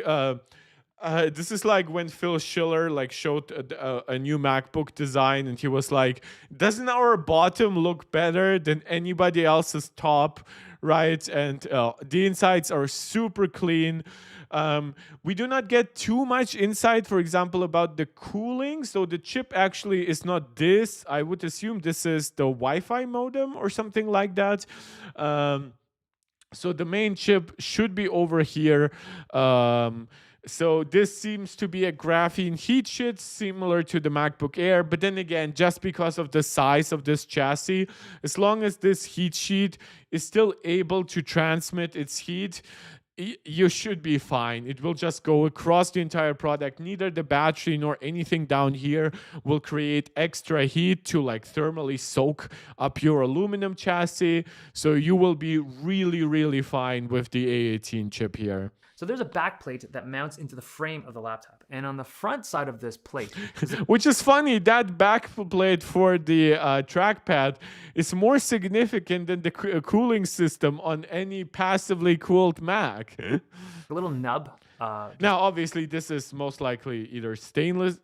This is probably stainless steel, so it doesn't actually give in to pressure, like unlike maybe softer aluminum could do. And stainless steel would obviously be a terrible material for thermal dissipation. This is why I'm glad that the iPhone Pros moved away from stainless steel and titanium, even though I know that not everybody agrees. Hell, even when I was getting the speaker on my iPhone 17 Pro Max replaced, the employee at the Apple store was a very nice woman, and we actually started talking about my channel, and she's also really into Apple presentations. Her like live dream is to go to WWDC, right? And I was telling her like, yeah, she was like, how has your iPhone 17 been? And I'm like, well, except for a speaker crackling issue, it's been perfect. I love how the aluminum body feels. I love how much it helps with cooling. And she's like, really? I love titanium so much on like the 15 and 16 Pro. And I'm like, yeah, I realize it's a premium material, but just for cooling, 17 Pro is so much better, obviously together with the vapor chamber. But that vapor chamber is not only in the product, right? It's not literally just surface area. It's friction steel welded onto the aluminum unibody, which means it's dissipating its heat much, much better onto the rest of the aluminum or aluminium. So if Apple wants a really good MacBook Air, in my opinion, they will have to pair it with a vapor chamber. I think the same goes for the iPad Pro. And then I think the MacBook Pros, especially the M Pro and the Max chips, they deserve now a vapor chamber cooling system, at least on the Max chips. Maybe on the M Pros, Apple can still get away with regular heat sinks and heat pipes. But for anything beyond that, you should pair it also with vapor chambers. Yeah, Denise saying titanium can look a bit sleeker, but I agree. And also, don't forget, I would argue stainless steel looks sleeker than titanium. Now, I will choose titanium over stainless steel because it's both more durable and lighter, which is a rare combination in the industry, right? But yeah, versus aluminum, aluminum is even lighter than titanium. It's very soft, I'll admit. It's easy to scuff, it's easy to damage, but this is why you pair it with a solid internal construction. As we saw, like Apple managed to make the titanium iPhone Air super unbendable, even at 5.6 millimeters of thickness or thinness. But so were they able to make the iPhone 17 Pro and 17 Pro Max very durable. So yeah, I'm very fine with Apple's decisions here. Ultimately, I think aluminum or even another softer materials like magnesium, that's also okay at heat dissipation, much better than stainless steel or titanium, but worse than aluminum. Like, I think these materials are a better fit for Apple. They're a good combination of actually potentially looking and feeling super premium without actually being super expensive, especially if you really know how to utilize them. Apple has been mass ordering aluminum for years and years. They've been refining their alloys. They've been refining their production processes. From like working from a single block of aluminum to recycling aluminum right during the production process. So the laser cuts off some aluminum. It instantly basically gets melted and put into production. Or you can even use like 3D printed materials nowadays, which basically you use like aluminum dust that gets printed into shape. Apple uses that already for titanium on the Apple Watch. Basically, Apple's metallurgical experience is so far beyond any other company in their field of work. Sure, you'll find companies that know a lot about metallurgical processes and alloys and everything. If they're working like in construction and they have to make extreme durability metals that can hold like entire buildings, right? Like those earthquake-proof buildings in Japan and things like that. Obviously, you have to have a gigantic understanding of proper material work, right? But in this consumer electronics space, like I think if we had the old Sony back, the Sony from like 20, 25 years ago, I think they would now be the company to match Apple, but we don't. Sony ultimately made a ton of wrong decisions along the way, and now we have Apple. Right in the middle of it. That if some other company comes to your mind that is this versatile as Apple, let me know. Contact with the button that's right on the backside of the touchpad surface.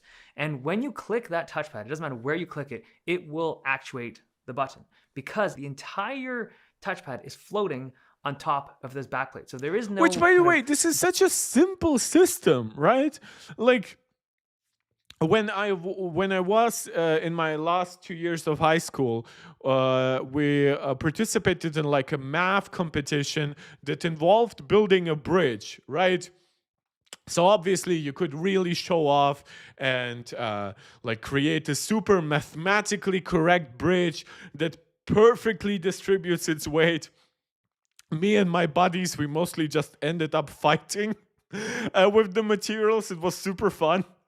But it wasn't actually difficult to build something pretty durable. It took some tries early on. I'll give you that. Before, and we actually used like an app from the iPhone, a game for bridge construction. Is it like Bridge Simulator or Bridge Constructor or whatever? To get some early ideas on how we should build it. And like this is like the exact like correct principle. It's like, oh, no matter where you hit it, right, all the pressure goes to one point, and that point you build super duper precise, right? Even better, you distribute the pressure across multiple points and reinforce all of them. But obviously some points will be so far away that that's basically impossible. Obviously that's what's true on the trackpad. On our bridge you could stand, so it wasn't like life size, but it was the size of like half a table basically. Diving board or cantilever that you see on typical Windows laptop mechanical touchpads. This is so well engineered. And there's obviously these like little springboards that pop it back into the neutral position after you've made the click.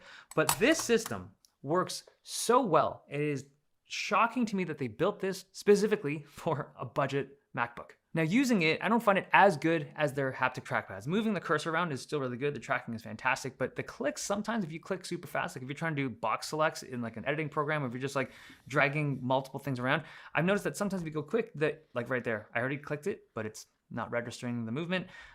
Sometimes it just happens that you just got to slow it down. But I found like on their haptics, like, it never misses. This is some things that Apple can refine ultimately if they choose to.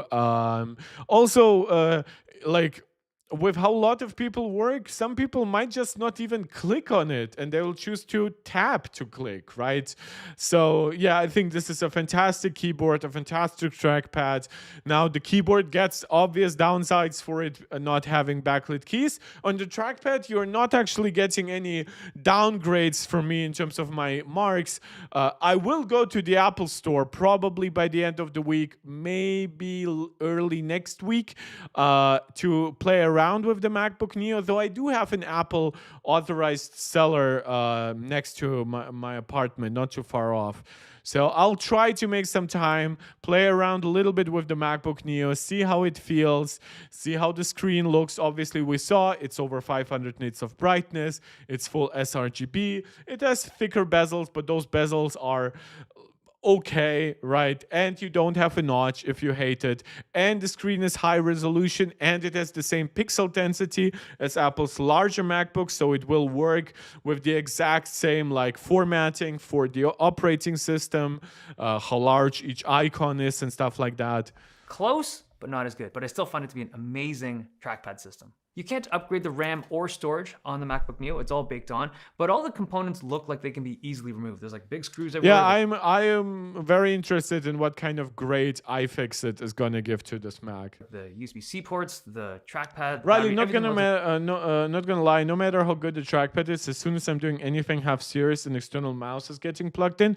Well, that's part of the story, right? Like this is why. Like I understand you aren't gonna necessarily plug in like an external keyboard here, right? But Apple is willing to make certain compromises, like for example the speakers, because they know that the speakers will be good in a pinch, the camera will be good in a pinch, the microphones will be good in a pinch, but if you really want to go above and beyond, you'll connect a wired pair of headphones, wireless AirPods, you'll use your iPhone with continuity camera and microphone stuff, right? You'll use, if you're crazy like me, a very expensive external microphone. It can just be removed and replaced if needed. The speakers are huge. I don't know what percentage of this is like actual driver or just like how much is just space to create volume, but it's just like they're big. This is also, by the way, Apple's first side speakers, either in forever or like unless you count the side speakers obviously on the iPad, then. But this is Apple's first side-mounted speakers that are also directly on the ground, right? Well, the iPad is meant to look up at you. So this is something that I actually don't think that Apple will dramatically change the hardware and the setup here, but I think even small refinements and even teaching their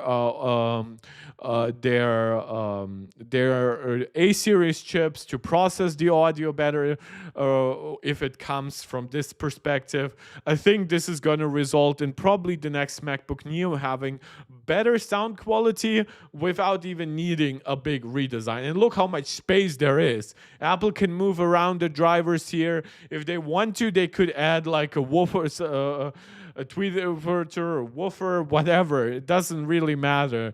Or they can use slightly bigger drivers in the same chassis. Obviously, you have more than enough volume in here.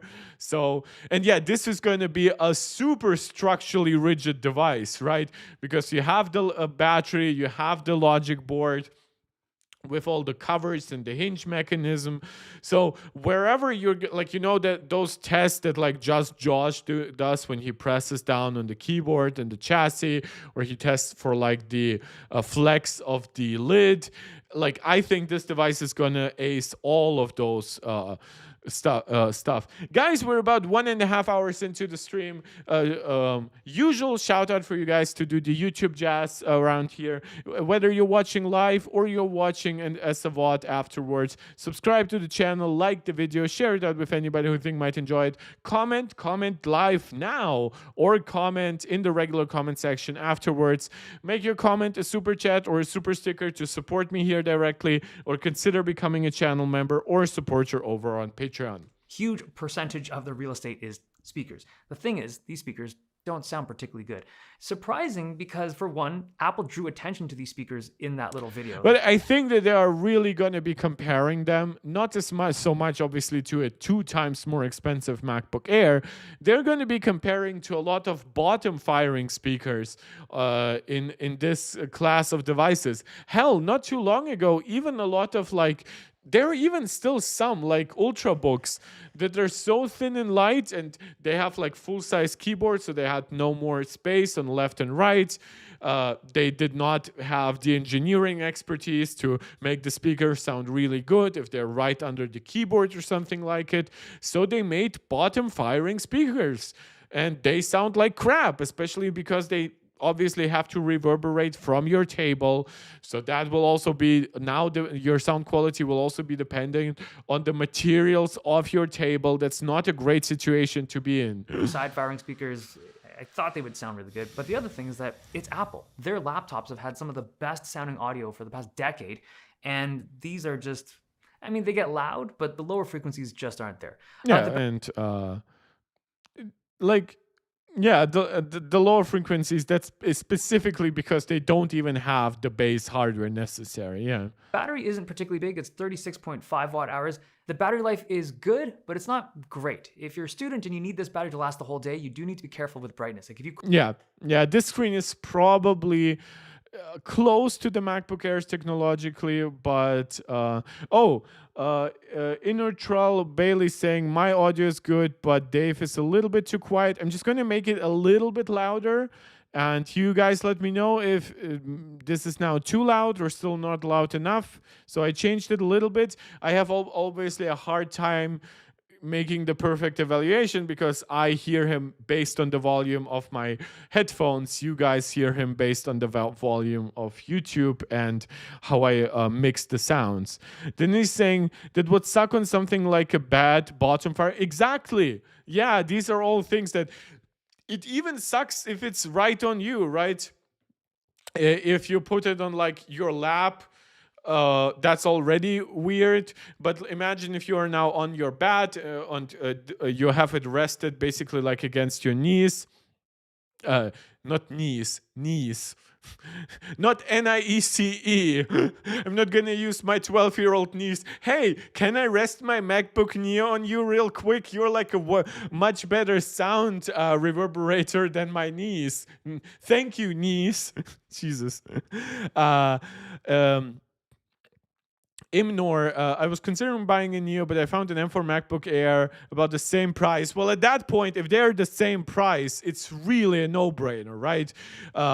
And this is why, like, for example, Riley here will rightfully be aggressive about some people saying, oh, you should just buy the M4 MacBook Air either used or refurbished or simply discounted, right? Forgetting that a lot of people in third world markets and stuff like that might not have access to a large refurbished market, or a lot of it will involve scams and shit like that. So, but if you live in a market, in a place where you can trust old, used, refurbished, whatever, and it's the same price, it's absolutely no context. You should be getting the M4 MacBook Air. I wanted the M5 Max for so long, but I decided I don't really need that level of MacBook for anything I do.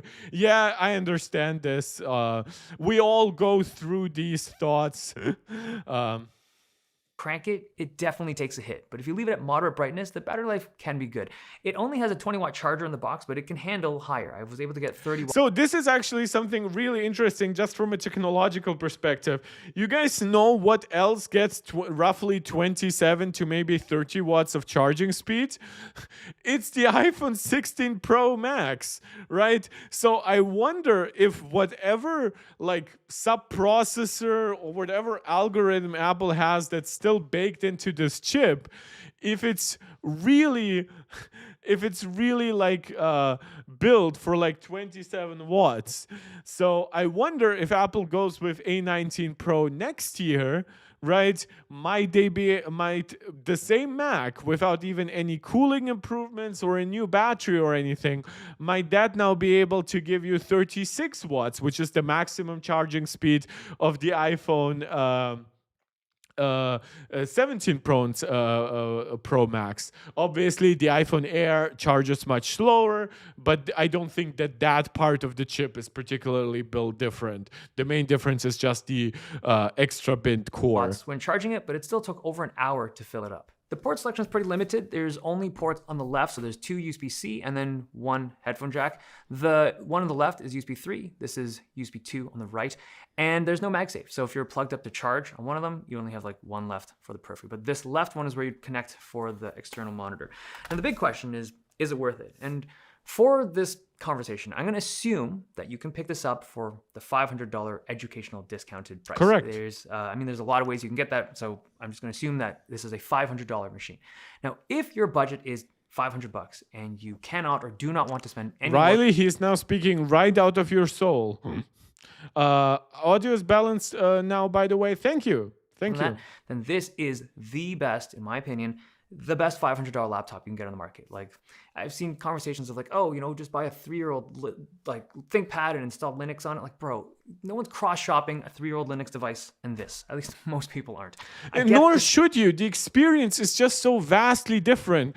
Like, if at some point we just want to waste some space on this channel, we'll watch like Linus experimenting with Linux. And I don't mean Linus Torvalds, who obviously knows what he is doing. I mean Linus from LTT. And you guys know what fun it can be to make Linux work on your hardware, even if you have like all the support around you that you might in theory need. So yeah, this is absolutely correct, and I'm really glad that Dave is speaking here from a real consumer's perspective.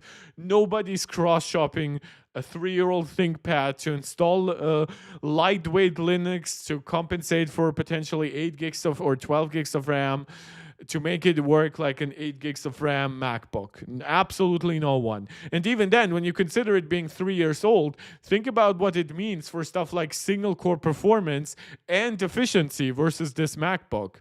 Guys, you have about 3.5 minutes to meet the very, very low super chat goal if you feel like it. Riley saying, I have life savings, so I don't have a budget. Doesn't mean I should spend it on an M5 Max. Yeah, I'm not saying you are poor, Riley. I just mean if you are in a market that doesn't serve a high quality refurbished or used market, right, then it's absolutely fine to just go with the lower end new product with a fresh warranty. All its software improvements and updates are still in front of it, future optimizations and stuff like that. Yeah, that absolutely makes sense. Sentiment is just that it's a completely different conversation. But I think the real question, at least the question I think many of you might be asking, is this thing worth buying over the MacBook Air? Because right now you can get a used M4 MacBook Air with 16 gigs of RAM for, I believe, $760 on the Apple refurb store. So that's in US. And also, might I just throw in the... Oh, I didn't know that like Apple considers this a $900 starting device. I thought it was $999. Interesting. into the mix. There are Windows laptops that in that, $750 price range, also refurb, that are also amazing devices. Yoga Slim 7X is one of them, like OLED screen, great device. Like there are a lot of options in that price point, is what I'm trying to point out. But if you're just looking at MacBooks, personally, I would go for the MacBook Air. That's a significant bump in spend. But with that extra money, you get so much stuff. It's not just the extra RAM. You get the webcam on the MacBook Air is also center stage, I believe, right? So that's a point he missed. I mean, the actual video of you is just going to be 1080p regardless. MacBook Air. Our tech specs. Storage, display.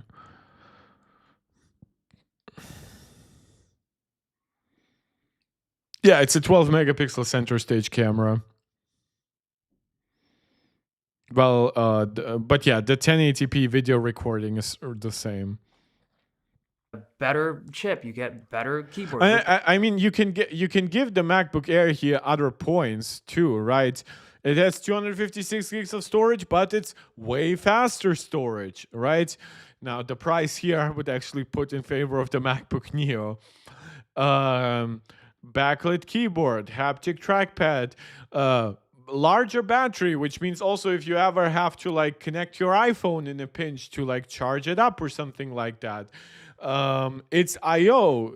I think it's not really mentioned here, but obviously it's 2 Thunderbolt 4 and MagSafe and a headphone jack with high impedance support versus 2 USB-C ports, one of them 10 gigabit, one of them USB 2, no MagSafe, and no high impedance on the headphone jack. So much stuff. It's not just the extra RAM. You get a better chip, you get better keyboard with backlighting, you get a better screen, you get better speakers. Everything is just improved, better battery life. And by comparison, the MacBook Neo seems almost too cheap. And over the duration or time of ownership, that extra money that you spent up front will pay off in spades over time. If you have that money, of course, right?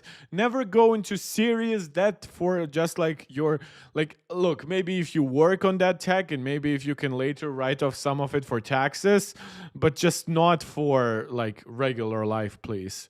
Okay, so that's the MacBook Neo. It's got beautiful colors, very attractive. It's got color matched feet. Yeah. Color match screws, even the keycaps. Apple clearly plans to make a lot of these devices and plans on making them in the future. I would actually expect the next MacBook Neo to have the same colors because of those color matching processes, and maybe either add an extra color or maybe replace like silver with some other color, right? I mean, we have seen now the iPad Air, the iPad Mini, and other devices keep the same colors in the lineup for a few generations to maximize, obviously, logistically on it. Yeah, I see the same thing happening for the MacBook Neo. Noticed are also color matched, but 8 gigs of RAM is 8 gigs of RAM. Okay. That's correct. That's a good way to end it. Obviously, though, I think we're all tech savvy here. We understand that just because it's a low amount of memory doesn't mean that for the use cases that you're going to target, it's actually too little, right? If you're doing web browsing, checking your email, watching YouTube videos, all that stuff is going to be fine, even if you do all that stuff simultaneously. I know that because I have an M1 iPad Air with 8 gigabytes, and that one has been working tremendously well for me. Like basically never really running out of memory or whatever. Like, yes, I keep fewer tabs open than some crazy people, but and obviously iPad does not have tasks like Xcode to use. But then again, if you really know you're using 20, 30 tabs and you're using Xcode simultaneously and maybe even something else, at that point I would even look not just at the 16 gigabyte MacBook Air, but maybe like a 24 gigabyte upgrade or something like that.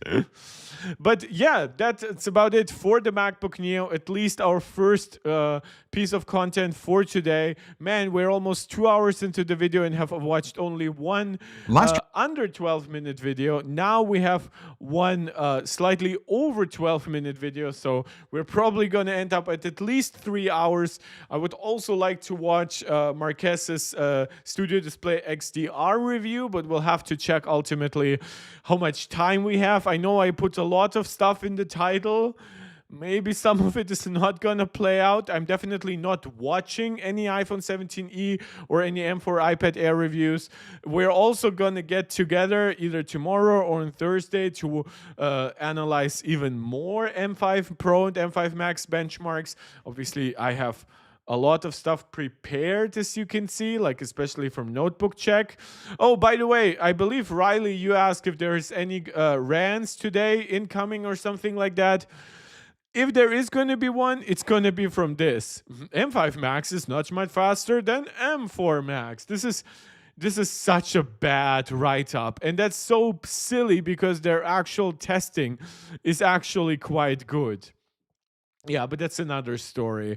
If I look, is there, like, we also have, like, obviously iPhone Fold rumors that I'm not sure if I'll be able to get to. Oh, breaking news. I really need a soundboard. Apple releases macOS 26.3.2 software update for MacBook Neo. Yeah, this update provides bug fixes for your Mac. Well, that's quite cool. World's most advanced flight simulator will soon work with Apple Vision Pro. M5 MacBook Air reviews. Performance takes another leap. We already reacted to the Notebookcheck reviews. Studio Display XDR adding new feature with future software updates. Adding full calibration support. That's nice. So if over time maybe the display becomes a little bit inaccurate, or maybe you just prefer a different calibration profile than whatever Apple does, you'll be able to do that manually. Inside MacBook Neo. Okay, so we didn't miss out on any big pieces of news. It's just iPhone Fold CAD file. So that's something that leaked relatively recently. Changed to English. So this is coming from Sony Dixon, who has a really good track record at leaking stuff like that. So he's showing here what the iPhone Fold looks like. You see the full width plateau that's very reminiscent of the one on the iPhone Air, but with two cameras. Obviously, this device is rumored to have a main wide and an ultra wide camera, no telephoto stuff. This cutout is very likely for a glass back and wireless charging.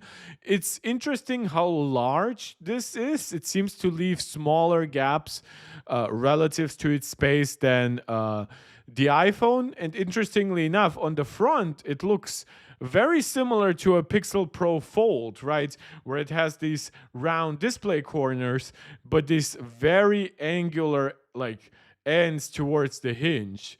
So, yeah, it is very much what we would have expected, but interesting to see just how reminiscent it is of the Pixel Pro Fold. Riley saying, I'll just play Subway City while listening to the Yap stream. Okay. Wait, what? Subway City? You mean like Subway Surfer, right? Or is there like a spin-off now? I'm getting too old for this crap. Additionally, the design files appear to show the layout of the iPhone Fold when in open form, with a dot in the top left corner for the front-facing camera. Yep. Another image shows the phone's outer sides, both in open form. Oh, by the way, this is one thing that, like, some people have predicted initially that, like, the Face ID system, whatever, on the or just the cutout, the dynamic island on the iPhone 18 Pro would move to one side. I honestly believe that that was partially a mistake because some under-screen components were now able to move to one side on the iPhone Pro. Pro. And the other side of the story is that the iPhone Fold is getting the side-mounted camera, and yeah, the front one is getting the center. It looks really similar to a lot of stuff that's out there, but thankfully, especially here, what sticks out to me nicely is the 4:3 much wider aspect ratio display, which is going to make it much more useful for multitasking and stuff like that. But now, with having covered all major pieces of news, let's get to the creme de la creme, the piece de la resistance of this video, the benchmarks and the in-depth testing of the M5 Pro and M5 Max MacBook Pros. Today's probably mostly going to be focused on the M5 Max. I do not want to be streaming for 4 hours, and we are almost 2 hours into the stream already. So, oh, Riley, you're saying, yeah, it is a new Subway Surfer game. Interesting. I guess I am too old for this. Or I actually do remember like linking something like this in the Discord. Is it on Apple Arcade? Here I put the M4 Max MacBook Pro head-to-head against an RTX 5090 laptop featuring the Razer Blade 16, and each had their own strengths and shortcomings. So the RTX 5090 GPU, just for your context, can go up to 175 watts. I think the Razer Blade does not give you the full 175 watt that are in the specs for the RTX 5090 mobile, but it is close. While the 16-inch MacBook Pro will mostly give you sustained around 60 to 65 watts on the GPU, but also mainly as the SoC overall. So Apple is really overdue, especially for the Mac system, to give us like vapor chamber or some other thermals improving stuff, because it is now like, look, in terms of battery life, I fully understand why Apple might not want to limit that battery life by just having a chip that just eats up power left and right, but I wouldn't actually mind if Apple allowed the MacBook to run potentially 15 to 20% higher, faster when plugged in. It's really cool that it gets a really high performance level when unplugged, and I don't want that to go away. But having a little bit of room in the bank to just get a little bit of overclocking to give you a little bit more cooling and everything by running the fans even faster and everything when plugged in, I think that could work. Riley saying we are the same age, and no, the classic one is on arcade without ads and in-app purchases, I think.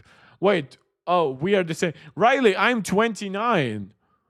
I always assumed you were younger. But now Apple has dropped the M5 Pro and M5 Max refresh, and I've been really fortunate to get my hands on the absolute top spec M5 Max MacBook Pro sitting in front of me with 120 gigabytes of unified memory and 4 terabytes of SSD. And today, I'm putting it up against some of the fastest Windows laptops on the market to see if Apple's efficiency-first approach can actually compete with some of the power-hungry CPUs out there. We're talking Intel CPUs that chuck 139 watts to Strix Halo, to Strix Point, and even see how much of a performance improvement you're getting over the previous generation M4 Max MacBook Pro. Now, I'm gonna be honest with you guys. This laptop isn't geared towards most people. It's really for those who are craving the best multi-core performance in both CPU and GPU workloads that also happen to be in the Apple ecosystem. Now, on paper, you are getting some improvements over the M4 Max, most notably in the CPU core department. So M4 Max came in 2 flavors, standard 14-core CPU or 16-core as an upgrade option. But this time, Apple has maintained a single 18-core config across the board. Yeah, but that's the fully enabled one. The M5 Pro also still offers like a 15-core binned version that has 1 fewer P cores and 1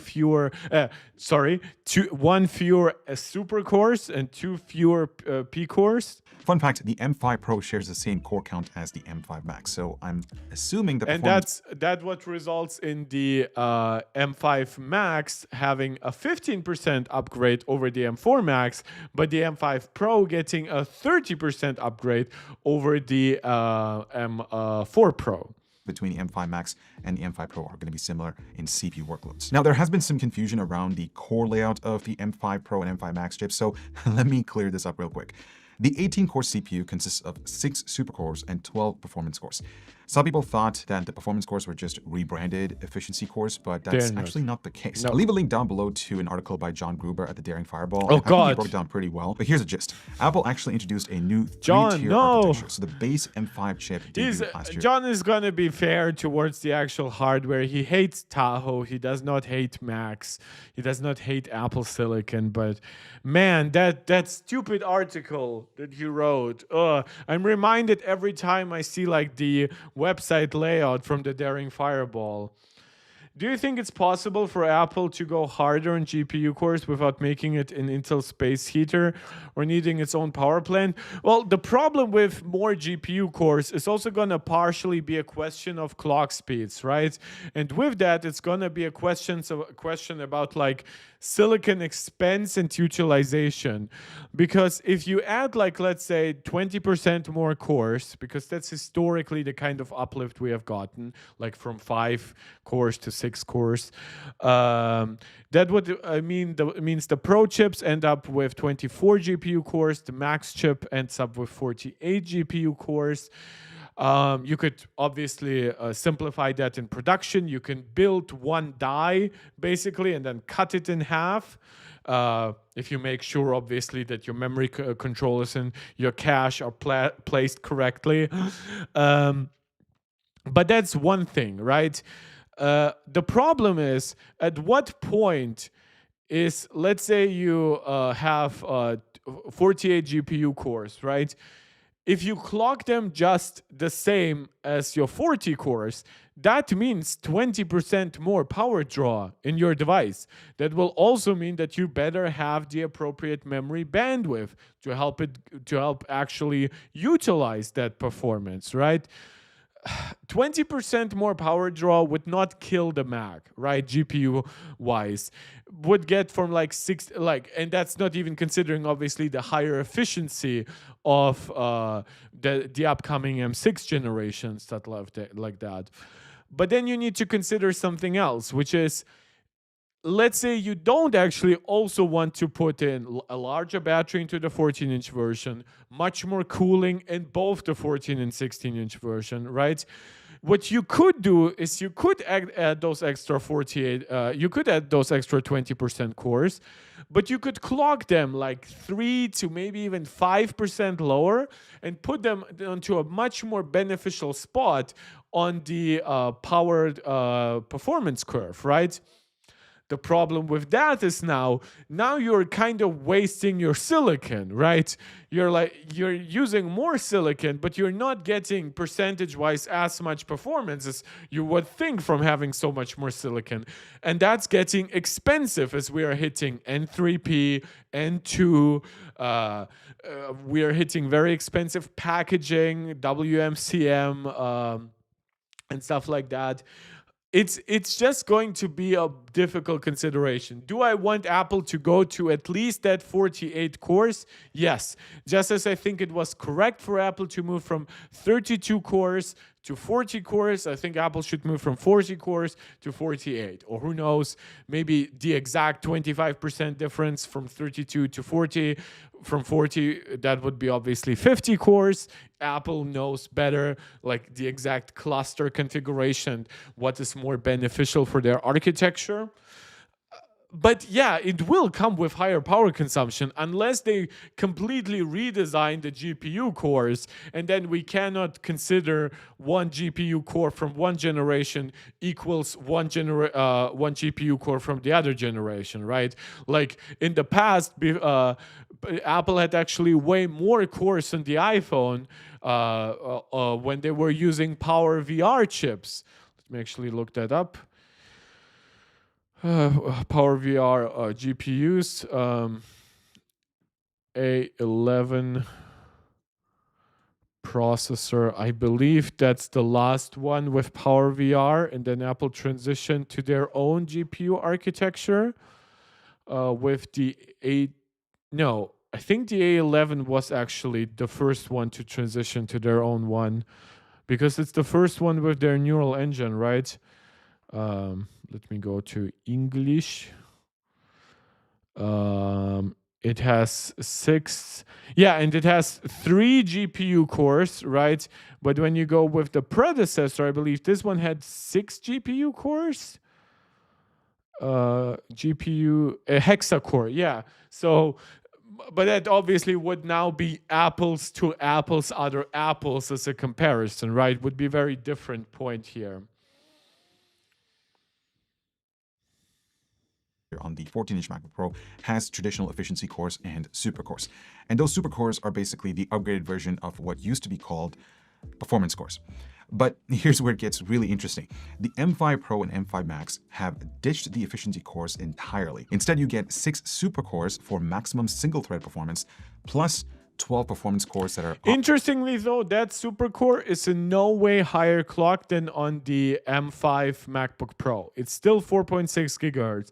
So in prior generations, we could had sometimes 100 megahertz of clock speeds difference between the base and the Pro and Max chips, sometimes even 200 megahertz. This is now the same 4.6 gigahertz. I thought Apple might go to 4.7 or even 4.8, but they did not. This is why this chip gets roughly the same, anywhere from 4,300 to 4,400 points in Geekbench 6. Optimized for multi-threaded workloads, and they do so efficiently. I hope that makes sense. As for the rest of the specs, the GPU layout has remained the same, and the memory configuration... we will in the future watch... I'll actually check if maybe that's something that might have dropped, because that would be the one thing that I would actually drop any kind of studio display XDR coverage for and whatever. If there is a new GeekerVan video on this, because as I said, they did already drop it on their Chinese website. No, it's not. They're still stuck on a 1-month-old video. Man, they really got a lot of backlash in China for uncovering that a lot of Chinese flagships basically fake their maximum performance in a way. Maybe at some point that's going to be something worth reacting to and analyzing. I haven't actually done a very deep dive into this. Yeah. Let me get back to checking if my stream works okay. It does. Nice. Remain the same as well. However, the memory bandwidth has been increased by roughly 12%. They've also added a custom M1 chip. They went from 8533 mega transfers per second memory to 9600. I know some people were looking forward to something like 10,700, but it didn't happen. 17 series to this lineup. So this basically encapsulates the latest connectivity features like Wi-Fi 7 and Bluetooth 6 support. But look, specs only convey half the story. Let's actually put this thing to the test to see how it actually performs against the competition. And for that, we'll be going head-to-head against the previous generation 16-inch MacBook Pro with the M4 Max chip. We also have the 14-inch MacBook Pro with the base M5 chip, the HP ZBook Ultra G1A feature. So that's the Ryzen AMX 395. This has 16 Zen 5 cores on 2 8-core dies, plus a 40-core GPU.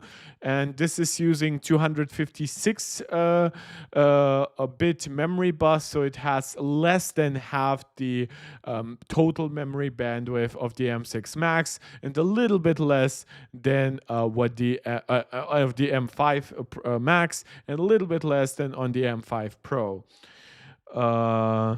Riley saying you should do that and make one for silicon batteries as well. The problem is that there is a lot of like kind of contradictory content. Some people are very apprehensive and even paranoid about silicon carbon batteries. Some are saying they're absolutely the future and have zero downsides. Apparently, like recently, Samsung like was running some internal experiment with silicon carbon, but kind of failed. So yeah, it's going to be interesting to see whether Apple adopts it and how soon. We'll have to see. Featuring AMD's Strix Halo, more specifically the Ryzen AI Max Plus 395 with 120 gigabytes of memory. We also have the Razer Blade 16 with the Ryzen AI 9 HX370 paired to an this is a mix of Zen 5 and Zen 5C cores. I try to remember if it's 3 Zen 5 and 9 Zen 5C cores, or if it's 4 plus 8. I think 4+8 makes more sense, but I've also seen some stupid stuff from AMD.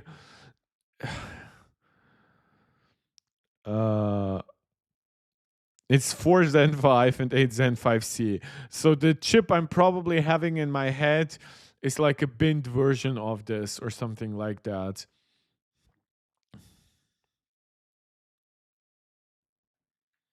RTX 5090 laptop GPU, and the Alienware 16 Area 51 with Intel's Ultra 9275HX paired to an RTX 5080 laptop GPU. 24 cores, 24 threads. That means it's 8 performance cores, it's 16 efficiency cores, actual efficiency cores. They are better than what Zen 5C is, but still nowhere close to the actual efficiency of Apple's E-cores. RTX 5080 laptop GPU. It actually goes up very close to the max TDP of the 5090. The main difference is that the 5090 features 24 gigabytes of GDDR7 memory. This offers 16 gigabytes. So it has way more memory bandwidth, even on the 256-bit bus, than the M5 Pro and even than the M5 Max. It gives you close to basically 1 terabyte per second. And yeah, then you have 32 gigabytes of just DDR5 to go alongside the 275HX. Laptop GPU. Now, the first thing that Okay, SSD performance. This is actually interesting because I did not expect the latest basically like chips here, because now this is the 370 and there will be a 470 version, which is basically, this is Strix Point, and then 470 is Gorgon Point. But man, under 5,000 is really low. Mind you, these are premium devices that are more competing with this even than this. Mind you, I was going to say, with this, I misread. This is the M4 Max. This is expensive too. Yeah, so, and then, like, some of it will just depend on the storage controllers and whatever. But man, as far as I know, Intel's chips should have PCIe 5 lanes. So nobody apparently bothered to put in actual PCIe 5x4 storage into devices that have PCIe 5 fast lanes. I need to address here is the much faster storage on these new M5 Pro and M5 Max MacBook Pros. Apple has switched over to Gen 5 NVMe SSDs, and the performance is almost double. So it's not, well, I guess it's NVMe, right? But it's not the exact standard, right? It's basically PCIe 5x4 lanes, the equivalent of that. To the previous generation. It's certainly a benefit for those who are working with larger video files, raw photos, or massive data sets. Now, in terms of CPU performance, we're going to start with some synthetic testing to establish a baseline. Yeah, so this chip obviously has, never mind their TDP ratings for Macs. They have no connection to reality really, except for that this is the power that they have kind of measured for it. Now, I've seen, again, like 62 watts about of sustained performance being rated for the 16-inch MacBook Pro, but it's not the same as the TDP that you get for these chips, right? Also, I assume that 139 watts here refers to the actual like GPU. Wait, what's the TDP rating here for the RTX 5080 that's paired with it? This is why they should just drop TDP. Unless it's the same chip, it's really hard to compare it. It's even hard to compare like completely different generation Intel chips to other different generation Intel chips. It's completely different to compare TDP for an entire SoC to the TDP of an SoC plus a GPU to the TDP of a separate CPU and a separate GPU. But yeah, obviously Apple here is very much king in Cinebench 2024, even beating the ridiculously overpowered 275HX, which is basically a desktop CPU plugged into a laptop. really struggling, many laptops, to cool it nicely, definitely without getting too loud and stuff like that. But this is also, they're testing Cinebench 2024, and then here they're testing Cinebench R23, a test that wasn't even properly optimized for R, mind you. And what you will also see, just so you know, when some people say, well, Cinebench does this or does better, well, then by your logic, the M4 Max to the M5 Max is actually a pretty substantial bump by this test, right? But then Cinebench 2024 apparently struggles with achieving that kind of like multi-threaded difference between those chips. So yeah, never say that one benchmark is just definitively better than the other. Some benchmarks might be really outdated at this point. This is why I do always cringe whenever people use like Wildlife Extreme over Steel Nomad or even Steel Nomad Lite. I even don't think that, I think even the base Solar Bay is not that great in comparison to Solar Bay Extreme. I think Solar Bay misses the point of ray tracing. Like, if you're using that low quality ray tracing that it barely shows up in the numbers, then you're probably that ray tracing is probably gonna look worse than a screen space solution. But yeah, so and when it comes to just older tests of the same test, I just always prefer to switch to the newer one, right? I use Geekbench 6 over Geekbench 5 and definitely over Geekbench 4. I use Cinebench 2026 over 2024 or R23. Testing to establish a baseline. The M5 Max is about 8% faster than M4 Max. It's not massive, all right? But remember, we're also getting 2 extra cores here. Also, keep in mind that the M5 Max chugs around the same amount of power as M4 Max, so any performance improvement. So again, they did not actually measure power. They are giving very vague statements. Thank you, Hardware Canucks, by the way, for really in-depth testing. But please, stop making comments about things you didn't actually test. You clearly did not run a power meter alongside those benchmarks, which is fine. You could say, oh, this chip roughly is between 50 and 70 watts. It will vary depending on the test. It's an SoC, so it's harder for us to tell. Maybe even some power metric apps are not as optimized yet. La-di-da-da. But stop inventing like TDP numbers like 58 watts. And then, like, the problem is also then they keep showing the same number for the CPU test and the GPU test. We reacted to that when they made their Snapdragon X2 Elite Extreme early, or X2 Elite, not even the Extreme, when they showed like their early tests, and they brought up like some TDP number there that, like, it didn't change from single core to multi-core. It didn't change from CPU test to GPU test. It never like, it clearly was never like tested again between like different benchmarks. Whether like even a power virus test could obviously tell you the max power consumption. So please, guys, you're doing so much good work. You don't need to expand on it with bullshit. Within the same power envelope is always welcome. Single core performance also saw some nice bumps. I would say it's roughly 10 to 15% faster than M4 Max.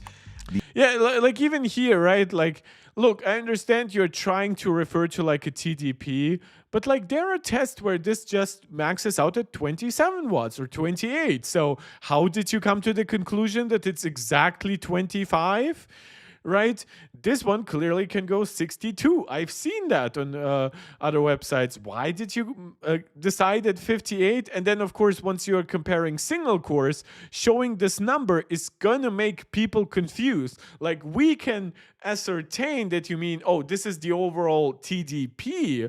But now even consider here for the 275HX, what is the TDP for? Is it for the CPU? Is it for the GPU? Is it for the combined power consumption? That's now much harder to tell. So I would always only add power consumption numbers if you were actually testing the power consumption and you have an actual number that goes alongside that specific test. That number can contain errors. Sometimes you will test package power rather than raw single core power consumption. consumption. Sometimes you will have a little bit of, some systems might make it difficult to separate the chip from the overall logic board or even from the display, depending on your firmware level access to the components. But never like create this graph where a single core on the MacBook Pro 14 gives you 200 points for 25 watts and the M5 Max gives you 198 points, or exactly the same basically, for 58 watts, because this is what it looks like to the average viewer. Faster than M4 Max. The M5 on the 14-inch MacBook Pro is no slouch here either. It's actually holding up really well against the Max. Yeah, this test absolutely is not ARM optimized, and Apple still destroys the other chips. That should tell you something about Apple's architecture. You can also see how much catching up Intel and AMD have to do. Now, where things really start to shine is in real-world CPU workloads. In Blender, Houdini, and Handbrake, the M5 Max... And I would be surprised if this kind of performance improvement came without any extra power draw. That would mean the new P cores are actually really great and are just as efficient as E cores, but way more efficient than super cores, and then way more powerful than E cores.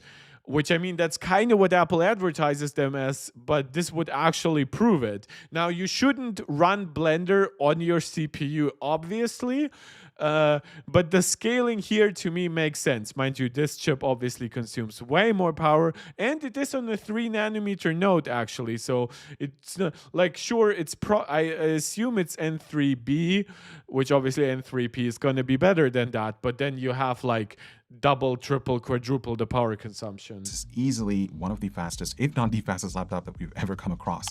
It's absolutely wild to see these kinds of numbers from a... So this is Houdini with GPU acceleration turned off. So this is, again, a raw CPU test. Again, pretty nice improvement here over the M4 Max. And a bigger leap over the Ultra 9 275HX. I've seen some people say, well, it is a smaller leap than in prior years. That means the X2 Elite Extreme, that will actually get really close to it. Guys, the X2 Elite Extreme, we'll get to some GPU tests here. The X2 Elite Extreme has a GPU to compete with this chip. If you want a chip for some reason that has the CPU power of roughly this, but definitely not quite this, but then also the GPU power that's 4 times less, then I don't know what your exact needs are. Even as a programmer, I would still want more GPU power than this. So I'm a little bit confused, to be quite honest. But you can let me know what exact your balance is. Laptop that's only 0.66 inches thin. That Alienware Air 51 with Intel's Ultra 9 275HX is chugging around 139 watts. Yeah, Handbrake, again, like without accelerators, these kinds of media encoding tests, this time to completion. I mean, they do not mention whether it's encoder or not, but it competing roughly in line with the 275HX does suggest that it's just a raw CPU test. And yeah, then the rest of the scaling is basically the same as like in Houdini and stuff like that. While the M5 Max is just sipping under 60 watts while being mostly ahead in these multi-core tests. That is insane efficiency. If you look at GPU accelerated workloads, it also reveals M5 Max. Yeah, so this is actually a really good test and I'm really glad he ran it. Unfortunately, this is not a standard Blender benchmark, but thankfully he does point out that this is with optics on NVIDIA side. So this is the fastest RT accelerated API in Blender for NVIDIA GPU. So this is not using Vulkan or anything else like that, whatever fallback AMD might need to have. Mind you, this chip has 40 GPU cores and a 256-bit bus, and yet the M5 that uses probably way less than half the power, has 4 times fewer cores, has less memory bandwidth because it's running on a 128-bit bus, is outperforming it and by a solid margin. And yeah, you can see that, by the way, thankfully they actually changed the TDP number now according to what chip it's using, and you can actually see the 5090 performs the same as the 5080 while consuming less power. That's because it has more GPU cores, meaning at 135 watts, it can clock those extra cores much lower and put them on a much better spot on the efficiency curve. But obviously, it's a terrible underutilization of silicon to have a 5090 running 30 watts lower than a 5080, right? At which point, yeah, this is all weird. The fact that the MacBook M5 Max now beats them in Blender. Now, we are still waiting for the Blender 5 version of the benchmark. The benchmark goes up to Blender 4.5, but just I hope that they use a relatively new Blender version. I probably should have contacted them on Twitter because they liked a few of my tweets where I shared some of their benchmarks. But they tested out, so the GPU here, right? And when you look here, for example, Notebookcheck uses Blender version 3.3. Mind you, that version is before full like metal acceleration. So while this might show you scaling between Apple's chips and everything, it makes absolutely then no sense in comparison to like other, because CUDA and optics, these things obviously were already in Blender 3.3. Full metal, yes, there was some initial metal optimization, but it's nowhere near to what Blender 4 offers. Even Blender 4.5, which by the way is part of the Blender benchmark, the separate app. So yeah, they really need to upgrade to a new Blender workload here. So while I do respect Notebookcheck for a lot of stuff, do not give a fuck about their Blender benchmarks. True strength in applications like Blender and Handbrake, it outpaces discrete GPUs while consuming a fraction of. Yeah, this is now acceleration turned on. When they say GPU acceleration, I highly assume this is also using media encoders now. But the GPU obviously can help as well. Power. Now, the platform limitation argument is inevitable, and it's also legitimate too. If your workflow relies exclusively on Windows, then Apple isn't the solution. However, for users whose applications are both cross-compatible with Windows and Mac OS, the performance advantage here is very hard to ignore. Now, DaVinci Resolve Studio is interesting because this is where NVIDIA's CUDA acceleration typically dominates. Well, no, not really, not versus Apple. Like, I mean, look even at the M4 Max, right? That was already super close. But I get what they mean. Like, obviously versus AMD, it's in a completely different class. Yeah, but here you obviously get the encoders and the fast GPU and everything over the MacBook Pro with base M5. One thing that would be interesting here is the M5 Pro, actually, because that one has one media encoder, while the M Max chips, both the M4 Max and the M5 Max, have two media encoders here for H.265. So that should ideally like be a bit faster than the M4, than the M5, but much slower than the Max chips. At least that's kind of my speculation. But surprisingly, the M5 Max held up pretty well against the RTX 5090 in the Blade 16. I'm surprised at how close that 40-core GPU performed here. Adobe Premiere Pro, again, the M5 Max export is about 15% faster than M4 Max. If you're a creator that's heavily invested in the Adobe ecosystem, I don't see any other reason to look past the M5 Max. Yeah, and this is actually where like a lot of like system stability will come into play. Adobe does not build the most stable apps in general. Here, just combining them with a much more reliable platform in Mac OS versus Windows. Windows obviously has had massive issues recently with obviously all the public backlash with micro slop and Copilot backlash. But beyond that, there's also just NVIDIA pushed out 2 drivers in a row that were utterly broken in some ways. One driver legitimately like fucked gaming performance on several games. The other driver just used a completely like wrong clock speed curve for the GPU. So yeah, this is definitely a situation where if you can use all the apps you need on Mac, even the higher upfront cost, which might be associated with Mac, is most likely to be worth it here. Sorry, I had to respond to a message. Finally, let's talk about on-device AI workloads. So I use LM Studio to test Riley that out. MMO, hello from work PC. I was going to ask if that's you, Riley. Well, I hope your PC is strong enough to watch YouTube. And this is where the M5 Max's higher unified memory architecture and the neural engine, they really start to flex its muscles. So I ran the Llama 3.3 8B model, and here the M5 Max is about 16% faster than M4 Max. Okay.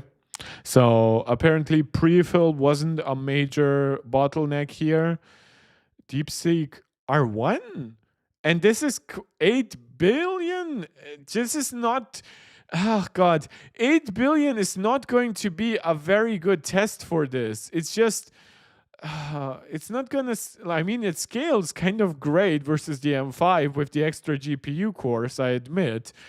But 8B is just not the kind of parameter that you want, like, you're gonna be getting really good results from. Like, around 32B is where it starts getting good nowadays. With the 14B model, we're looking... Oh, I believe they fixed this. Again, 14B is still small, but the scaling is still intact. So this is properly scaling with the GPU performance, with the extra memory bandwidth. You can see here that the 5090 and 5080 are still not limited by their 24 and 16 gigabytes of VRAM, respectively. At about 59 tokens per second, which is nearly 15% faster than M4 Max. But when you look over at the 32B model, this is what... Okay, yeah, so they did not... so they did... yeah, so they got something in this graph wrong. So this is something that people were actually calling out in the comments. 27.8, 23, so that's the 5090.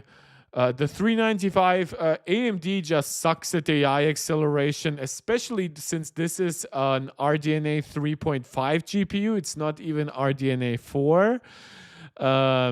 And the 5080 was seemingly now on a 32-bit model running out on its 16 gigabytes of VRAM. So I highly assume this one has more than that. It gets absolutely crazy, right? The M5 Max generated 27.87 tokens per second, while the Blade 16 with the 5090 managed to only generate 23.35 tokens per second. So for anyone doing local AI development, running larger language models, or experimenting with something... Okay, so he could have tested like some 72 billion parameter models and stuff like that. Alex Ziskin does videos like that, but then again, man, I'm getting so tired today.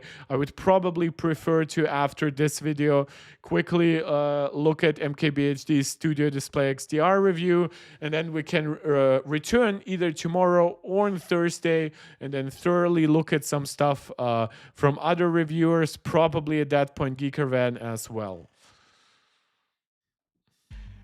This thing is a game changer. And don't forget, you're also getting the power efficiency side on Apple Silicon as well. Now let's address... And this is unironically where power consumption numbers, right? This is where he did not mention TDP suddenly.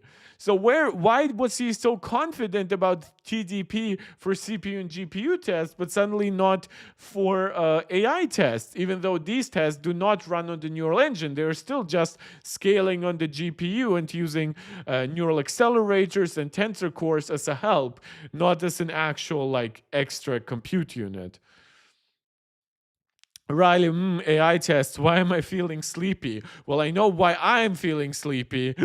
My lack of sleep is catching up with me. And don't forget, you're also getting the power efficiency side on Apple Silicon as well. Now let's address gaming, because let's be real here for a sec. If you're buying a MacBook Pro for gaming, you're probably making some interesting life choices, but I tested it anyways because the question always comes up. Can you game on a Mac? Now, obviously, the library is very narrow compared to the Windows ecosystem, but I ran 2 games at 1600p at ultra settings, so Cyberpunk 2077 and Warhammer 3. The question is it playable? Absolutely. Is it competitive with dedicated gaming laptops? Not even. So this is something that I've seen some people pointing out that these chips this GPUs can be like 40 to 60% faster. It will actually depend on the settings. So it seems like they really show their advantage with like path tracing, like ray tracing, psycho settings and things like that. One thing though that does utterly confuse me is the lack of improvements here from the M4 Max to the M5 Max. I would argue there's probably some early software issues to account for that. I would even the next piece of data does change my opinion. But when I initially saw that, I thought, oh, is there some like almost 60 FPS limiter at play? But no, because the next game is also going to have the same issue. Even close. You're also not going to notice a huge difference from M4 Max, and that kind of makes sense since the GPU core count remains the same. But no, that does not make sense, because this GPU architecture is shown that with the appropriate memory bandwidth improvements, it can be 30% faster for with much faster memory. Like that's the leap that we got from M4 to M5 and the leap that we got from A18 Pro to A19 Pro. But even with a smaller memory jump of roughly 12%, you would still get around 20% of extra performance, which would leave you here with like around 80 FPS, which would give you a much more competitive result, especially considering how much less power this draws. Probably less than half. Getting 75% of the performance on less than half the power consumption is fantastic. Mind you, of course, the 5090 and 5080 have a lot more memory bandwidth, so that's partially a big driver of the extra performance. M4 Max and M5 Max. So yes, M5 Is the Max. GPU jump the same as the base M5? Yes, it's the same architecture difference, but it's a smaller raw performance jump because the architecture jump is the same, but the memory jump is not the same. M4 had 7,500 megatransfers per second, and M5 uses 9,600 megatransfers per second.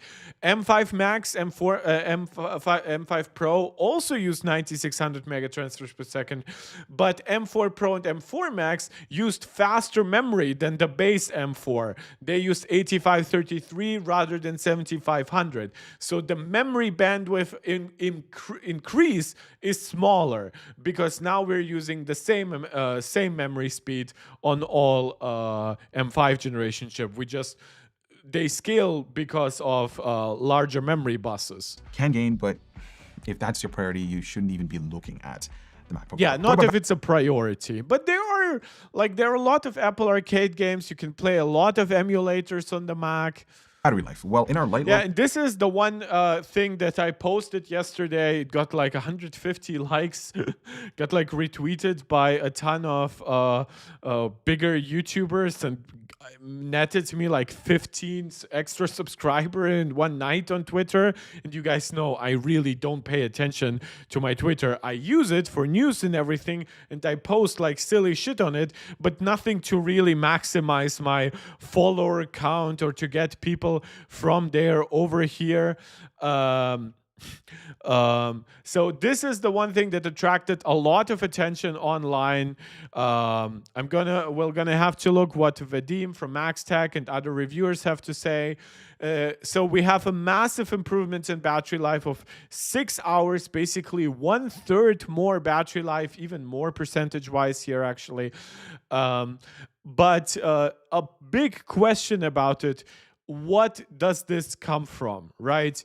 And there are some questions with the methodology. So basically, it's a Chrome browser web test that refreshes your website every 60 seconds. It runs at 150 nits. It's standard power draw.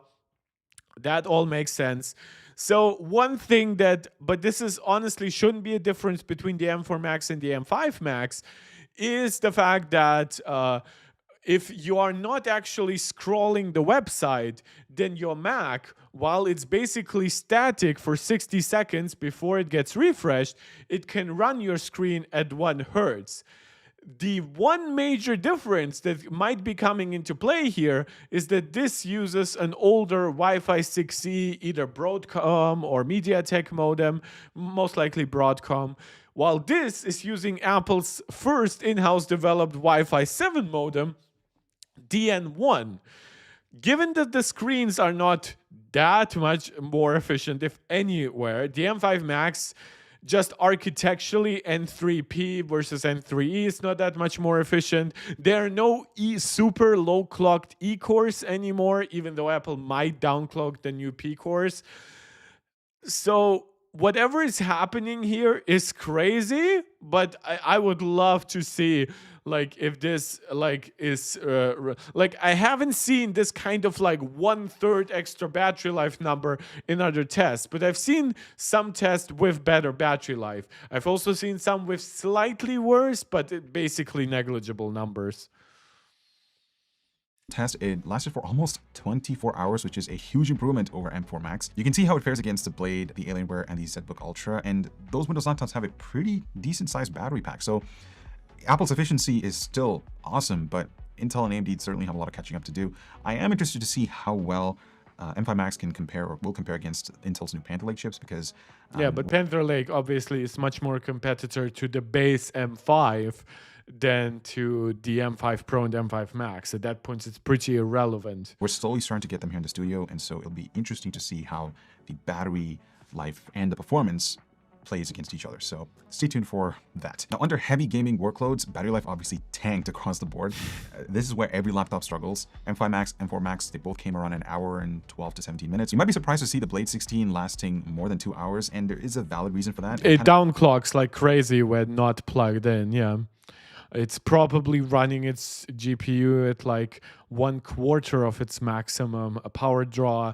At that point, probably delivering you like 40% of your max speed. And yeah, that makes sense. It makes sense because it would actually be cool to have that battery gaming battery test with actual like gaming performance and see the difference between plugged in and unplugged for those chips. Most Windows laptops, the moment you unplug them, basically the performance drops. There's less power being fed into the CPU. And again, as I said before, I would not mind the M6 Max having some difference between plugged in and unplugged, but in my opinion, that difference should probably come to like 20-25% max, not like 60-70%. GPU. So that certainly helps prolong the battery life, whereas on Apple Silicon or MacBook Pros or Macs in general, the performance stays consistent regardless you having it plugged in or not. So it's still giving it 100%, which is something, and it's actually one of the reasons why I continue to use a MacBook Pro when I'm traveling for work, because I know that if I'm at a cafe or an airport or the airplane, I can still edit a video comfortably without losing performance. Yeah, and again, you could lose a little bit of performance and it still would be extremely powerful, especially driven by things like its incredible single core performance that's like 2 generations ahead. But you're not losing 40, 50, 60% of performance, right? Sometimes over 2/3. And that's something that's just really hard to find on the Windows side, even to this day. And to prove that, I ran Cinebench plugged in versus unplugged. Yeah, thank you. So this is where the M4 Max still destroys everything in its path. And you'll see that this chip, even like full Zen 5 and everything, 16 cores, yeah, it gives you more performance than the Strix Point, but now it's on the same level as Apple's 10-core chip, consisting out of 4 super and 6 efficiency cores. Here's how it fares, and here's our Handbrake video transcoding test, plugged in versus unplugged. Now, before we wrap completely different experience now. This up, let's talk about the design, or okay, and this is actually where I would like to end this video for the most part, because I actually do not care that the design is the same. I would like to see more cooling. Is there any benchmarks left here? I actually don't think there is. No. It's just a little bit of questioning why Apple hasn't upgraded the design, or that maybe you should wait for like an OLED screen or something like that. Overall, I do understand these points. They still won't change the fact that updates, and it's good to have updates, right? And you cannot wait forever. Just as, for example, Riley, you want to buy the MacBook Neo. I'm sure you would have preferred it to be powered by the A19 Pro, by 12 gigs of RAM, and by 2 times faster storage for the same amount of money. But you're not gonna stick around and wait an entire year for features that, yes, will make it better, will make it faster, will make it more future-proof, but will not dramatically change your experience in surfing the web, checking your mail, watching YouTube videos, right? With that, let's actually have a look at, well, I can check again if like Geekervan has posted anything. Geekervan or Geekovan, I'm not sure how I actually pronounce it correctly. Okay, still no M5 Max numbers, which is honestly good for me because, so very quickly when we go to Notebookcheck here, I will react to these more in-depth GPU and CPU analysis. They also did a test of the M5 Pro 16-inch MacBook Pro. I also don't know what these people see with like constant PWM flickering. Now, slow response times I can somewhat get, even though I'm not very susceptible to it. But like PWM flickering literally never bothered me, even on my older M1 Max MacBook Pro. No SD Express support, I pointed that out. Apparently there is actually a laptop that supports it. The Lenovo ThinkPad here goes to 531, even 1.5. Yeah, that's interesting, but this one is limited to like around 300 megabytes per second max. In networking, you will see that the Wi-Fi 7 chip here is doing good work, just as on the 15-inch MacBook Air. So when we initially reacted to the 13-inch MacBook Air review, we saw that it didn't perform too hot, but still was very good. So Apple could in the future differentiate like a future N2 modem versus a future N2X modem by supporting 320 megahertz, which would give you double the bandwidth. But you can also see that these other chips that do support 320 megahertz, you see that they do not actually deliver faster speeds than Apple's N1. So Apple very clearly understands that technically the absolute limit here is 2.4 gigabits per second. Gigabits, sorry, not gigabyte. That would be amazing. But they do know that they don't need yet 320 megahertz for the speeds that are actually realistic to get with like most Wi-Fi routers. As more powerful, fully featured Wi-Fi 7 routers become a thing and become cheaper, Apple will probably put out an N2, N2X modem, N3, whatever, with 320 megahertz. Might advertise it specifically for the higher end versions, but right now it is absolutely in the higher echelon of performance when it comes to Wi-Fi. So processor, we already have, of course, now this is the M5 Pro. Now, the M5 Pro, as I pointed out, on the 16-inch, you get the fully enabled M5 Pro from the get-go. So this gives you 18 CPU cores and 20 GPU cores. This is why multi-core you see in Cinebench, it leading the pack, right? Over 370s, over... they should have like a 388H here, but okay. I mean, do they not really have one? 388H. So that's highest end Panther Lake. Yeah, with the B390. Where does this end up? Oh, wow, that's really low. Wait, why is the 3? Oh, that's... Wait, why does this one perform better? That's weird. Okay. So Geekbench single core, that's numbers that we're very familiar with. If you look at their CPU analysis, one thing that I absolutely hate is the shoehorning in of a chip that's clearly not yet out, right? When we look at single core performance here, for example, in Cinebench, you'll actually see it's 20% slower here, right?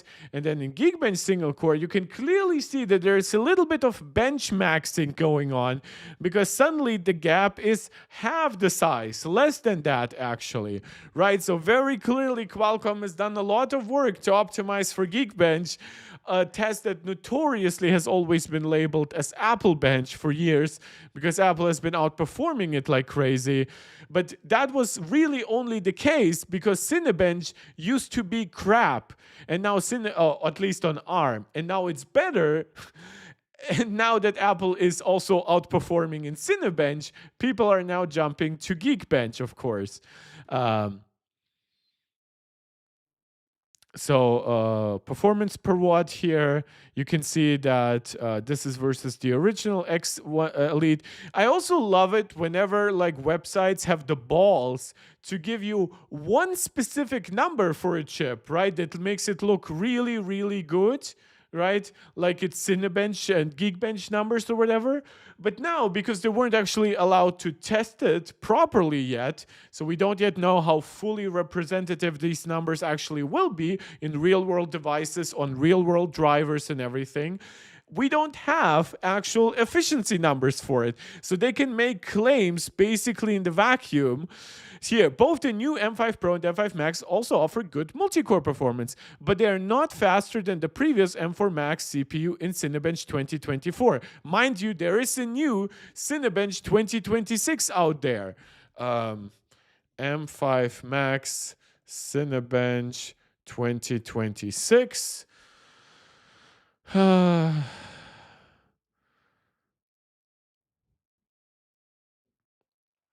Okay, so seemingly 10% here. I'm not sure why they're quoting Notebookcheck if Notebookcheck hasn't tested it. Does this test Cinebench 2026? This is a German website.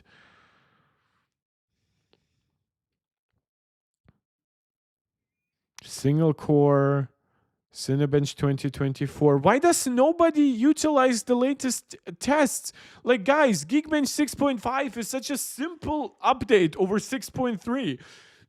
Cinebench 2026 is just one app download removed. What the fuck are you doing? So change to English. M5 Pro Cinebench 2026, 8,770 points. Here it beats the M4 Max by 1,000 points, so by 10%. No. If the previous one was 7,770, then 1,000 extra points would be... What? That would be almost like a 15% improvement then. Jesus, what's the math here? Did they test here Cinebench potentially? Read for free. They gave it 4 stars. Everybody else I saw has given it like 4.5. So multi-CPU in Geekbench. Cinebench 2024. It's like everybody forgot that Cinebench 2026 came out like months and months ago. I have it on my freaking laptop always installed. For no good reason. I don't even run it. I think the Verge has it behind the paywall. Or not? Yeah, it's behind the paywall. Ars Technica. Cinebench 2024. Cinebench R23. Geekbench. Another website that forgot that Cinebench 2026 exists. What is going on? Guys, R23 didn't even have proper ARM optimization. It ran like the crudest ARM compatibility shit. Cinebench 2024 finally fixed that, but it's still not really there in comparison to something like Geekbench. And now we actually have a Cinebench version that's very up to date. And for some reason, nobody the fuck uses it. What if I click on images? Cinebench 2026 CPU. Which website?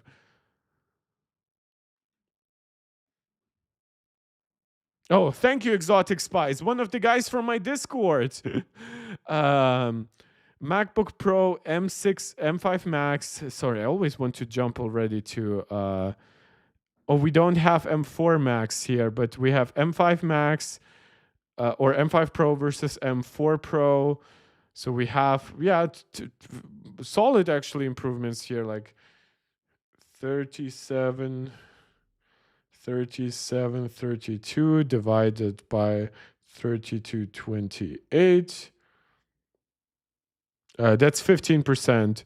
And then, yeah, on the M5 Max, I do not know. Why did they not test it with... I assume this is single... No, this is low power. Wait, what does these numbers actually mean? It's multi-threading. Oh, they added... Thank you, Exotic Spice. Even adding M5 for Max to the mix. So that's 8849 divided by 7880. Oh, that's the 1,000 extra points that I saw being referenced. But at that point, 1,000 extra points is not 10%, it's over 12%, which is not the biggest difference, but it's still worth mentioning. And yeah, the M5 Pro basically, when fully enabled features, has basically the same max CPU speed as the M5 Max, which obviously makes sense now. And I would love to see some 14-inch differences, and yeah, this is something they basically tested on the 14-inch version, and here they're dealing with some throttling potentially. But yeah, the fact that they are relying on the Cinebench 2024 numbers here is hilarious. And they're also here like, Geekbench, on the other hand, shows an advantage of 10 to 14% over the old Macs. But keep in mind that Geekbench only stresses the CPU for a very brief moment and says nothing about the sustained performance. The new Snapdragon X2 Elite is once again pretty close to Apple's new chips. Yeah, but like, this is why you test a variety of tests, right? If Cinebench tells you something different, then you should at least average them, right? Like here versus the X2 Elite Extreme. Mind you, this is the chip to compete with the highest end M5 Pro and the M5 Max because it has 18 cores. It actually has 12 prime cores and 6 performance cores. So it has the inverted ratio of super to performance cores that Apple has. It now also really begs the question at what power consumption this runs and what, again, these are reference cores. And reference scores for Qualcomm usually means the absolute highest scores, never like, oh, for the benefit of the user, we're going to give you a lower number or something like that. That's not something that Qualcomm does. He has M4 Max in the post. Oh, yeah, I see. Riley, you corrected something that I didn't see right away. We need Exotic Spice to sometimes join the live stream because he's a great contributor. Our efficiency measures do not show a massive improvement over the M4 generation either. Interestingly, the M5 Max in the smaller MacBook Pro 14 is a bit more efficient than the M5 Pro in the MacBook Pro 16. So these are going to be run-to-run variants, a few differences on like the 14-inch might have a little bit smaller package power draw.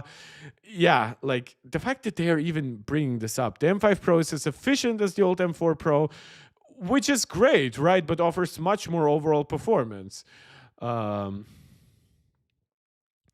the most efficient here is the M5, 35 points performance per watt versus the original. Like that's 50%, over 50%, almost 60% more performance per watt than the original X Elite. So even the new one will not necessarily be right there. And I know that's the case because we know how the X2 Elite Extreme obviously performs in, we know how the 8 Elite Gen 5 compares to the A19 Pro. It is less efficient. And you can also see like outliers here, like what even is happening here. But also I'm not sure if I believe these specific numbers. Verdict, the M5 Pro gets a big performance increase, but the M5 Max is not much faster than the old M4 Max. Mind you, again, this is on the 14-inch version where they're seeing some performance throttling. And then they really, in order to keep their relationship with Qualcomm, they have to add this bullshit like, as it looks right now, Qualcomm might be able to catch up quite nicely in terms of CPU performance. Oh, God. And then they have the GPU performance, which, what is even their summary here, right? So Cyberpunk 2027 Ultra preset. Here, the M5 Max performs similar to a 5070 laptop, even though I've seen other benchmarks where it's much more like a 5070 Ti laptop. So that will probably depend a lot on the power draw to your specific GPU. I'll have to see once we'll see, like, Crimson Desert is like soon coming out, and it is going to be a Full Metal 4 game. By the way, later, not later, tomorrow, late in the evening, Apple will hold a conference at GDC. That's a developer conference for game developers, and they will be talking about the improvements on Metal 4, the new features in Metal FX and stuff like that. We'll have to see if they present any new games. They're going to be actually showcasing Cyberpunk 2077 as support, and we are still now much overdue for a Metal 4 version of Cyberpunk 2077 on Mac. So we'll have to see. Baldur's Gate, again, close to the 5070. I mean, in terms of raw power consumption, these are good results. But I don't know. Like, I've seen other tests just show much closer results to 57. But then again, you also see here a 5080 that gets outperformed by a 5070 Ti. So it's going to be, does it scale better with resolution? No, still the same scaling roughly. AC shadows still coming under the 5070. Interesting, we'll have to see. Because I would be disappointed if it cannot beat the 5070. Now, because of power consumption numbers, now I do understand in terms of memory bandwidth, these are actually the closest here, right? But like in terms of raw compute plus architecture plus the help of N3P, I would hope that it gets closer to like a 5070 Ti. I also don't understand what happened to the 5070 Ti and 5080 laptops over here, but okay. GPU efficiency, M5 Max features the most efficient GPU here by far. I do not quite understand why the M5 Pro would be that much less efficient. Maybe they run it at a higher clock speed because they have so much fewer cores. But these are numbers that I would put with a little bit of grain of salt, usually. Verdict: M5 Pro and M5 Pro GPUs are roughly 20 to 30% faster. Now, and again, if they were actually bothering to use a new metal version, right, they would have, because you saw on the Notebookcheck, on the hardware Canucks, right, where the M4 Max outperformed a 5090, which obviously in this scenario, it does not.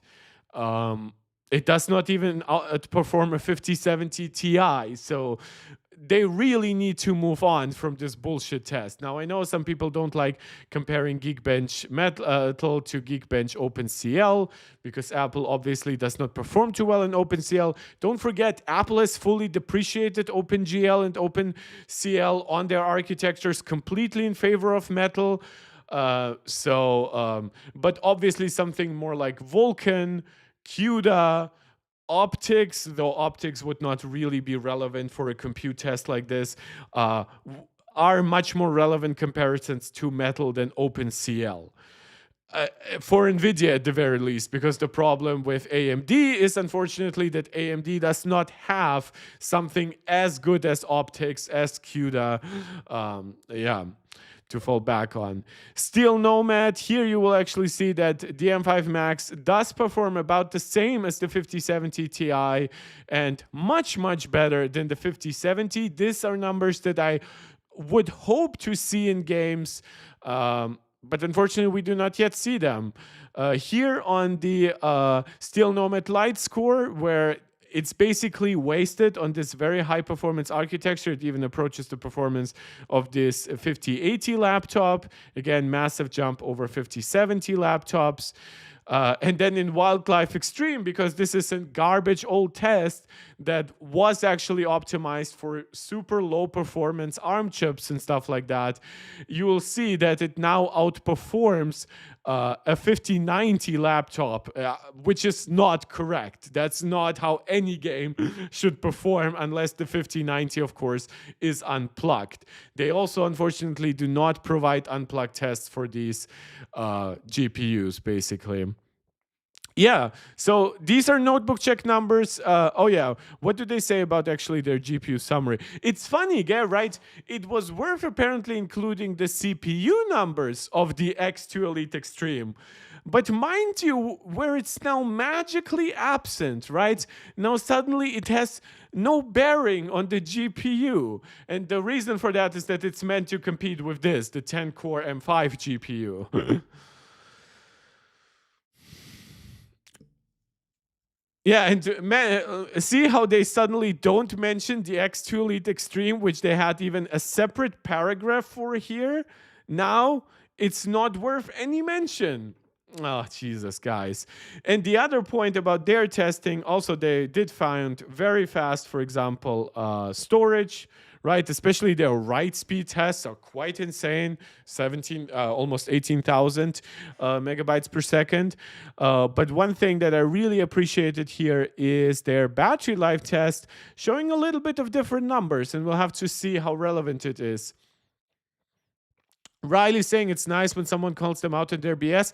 Yeah, and that's because I only want them to be better. It's because I see so much potential, right? Just replace Blender, right? Use Solar Bay Extreme as part of your lineup of tests, right? What else? Use Cinebench 2026. These are all very easy, like slot in replacements for existing benchmarks. You can run them. You can even add those extra or just depreciate Cinebench R23 at this point. Like even Geekbench, right? Please just run Geekbench 6.5, 6.6 rather than 6.3.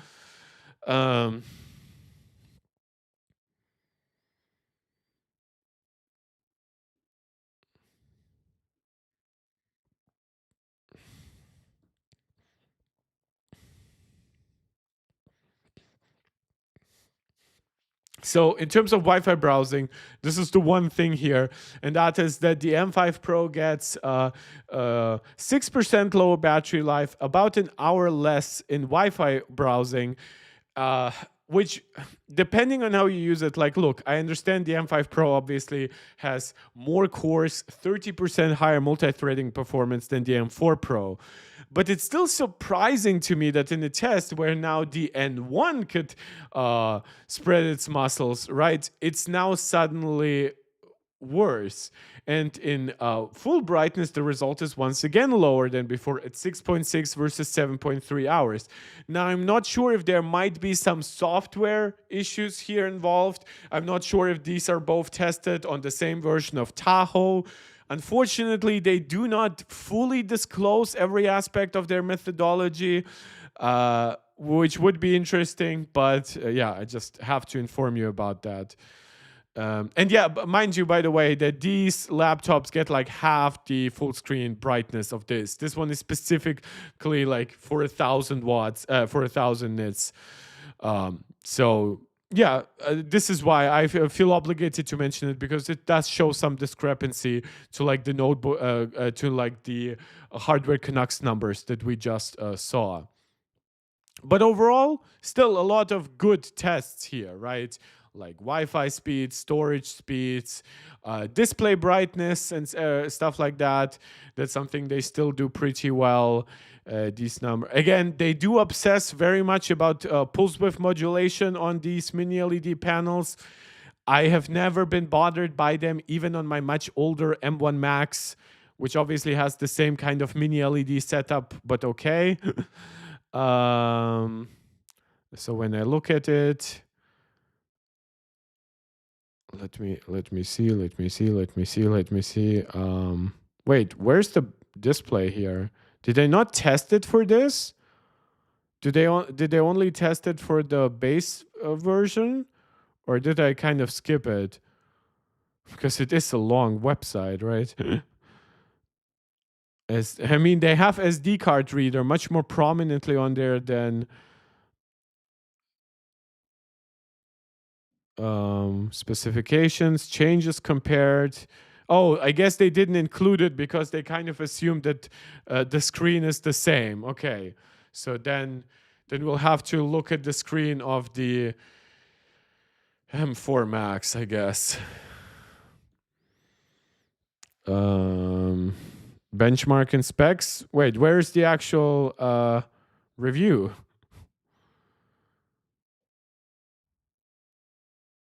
Jesus Christ, why do they make it so difficult to find stuff? I do not just want the chip, I want the actual M4 Max MacBook Pro.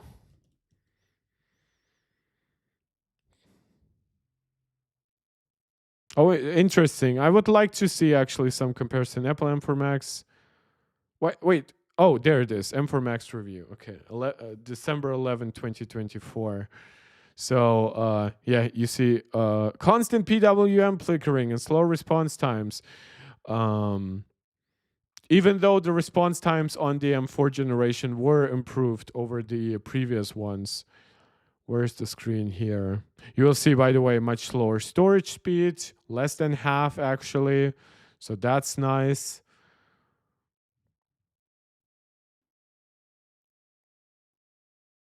Wait, where's the display? Did I scroll across it again?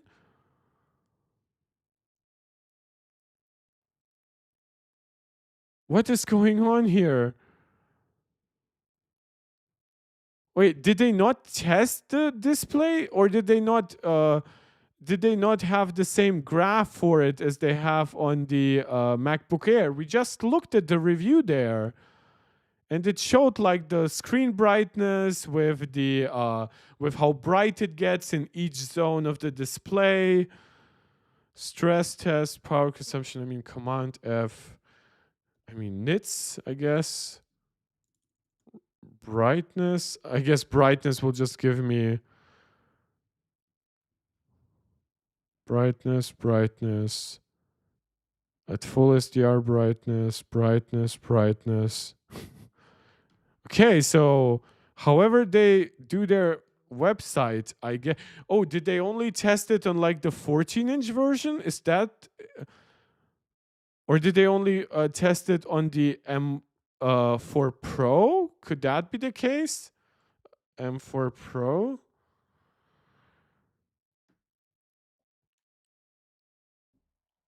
I assume this is the review if it is getting like stars. No? Do they link to like a review? Yeah, there it is. They have to test the display here, right? Or did they just test it on like M3 generations and below? And here, display, mini LED, now optionally with a matte surface. Oh, here they are. So they have distribution of brightness, which for them gets up to 600 nits. So it does not get up to the 1000 nits, which I guess is like a difference in like auto brightness. In HDR mode, the panel can reach a maximum brightness of 1706 and still a very good 1236 when showing an almost completely white picture. In bright environments, we were able to measure a brightness of 1070s. Why do you not mention these numbers then? Wait, why are you showing them as 600? Because yeah, I understand you cannot manually force it into 1000 nits. That's for you to avoid like overstressing the panel and your own eyes. But if you are outdoors where you can actually benefit from it, that's what you get. Why are you not testing this in strong bright? No wonder it underperforms in certain tests. Well, now I know that what they're getting wrong on like the M4 iPad Pro, right? Because I remember the same thing. I think I remember the same 600 nits. Sorry, I killed a bug crawling on my wall. M4 iPad Pro. Is this one also limited in their testing to 600 nits of max brightness being shown? Because they refused to test it with well, if I'm getting any images here at all. Oh no, here it actually gets to 1000 nits. Interesting. So I guess then the thing I remember would be another MacBook test that they have shown the same discrepancy. It's not necessary. Even very deep black color. I always forget that the iPads are still 10 to 120 hertz, not 1 to 120 hertz. And now, like the Studio Display XDR is 47 to 120 hertz with adaptive refresh rate. In smaller areas, up to 1562, so that's Apple's 1600 nits rating for partial HDR brightness. Yeah, so interestingly, you should, in theory, have the same results on the MacBook Pro. And you see the differences in peak brightness between the areas are actually really small. Yeah, this is still probably like the world's best screen, or like at the very least in the top 3.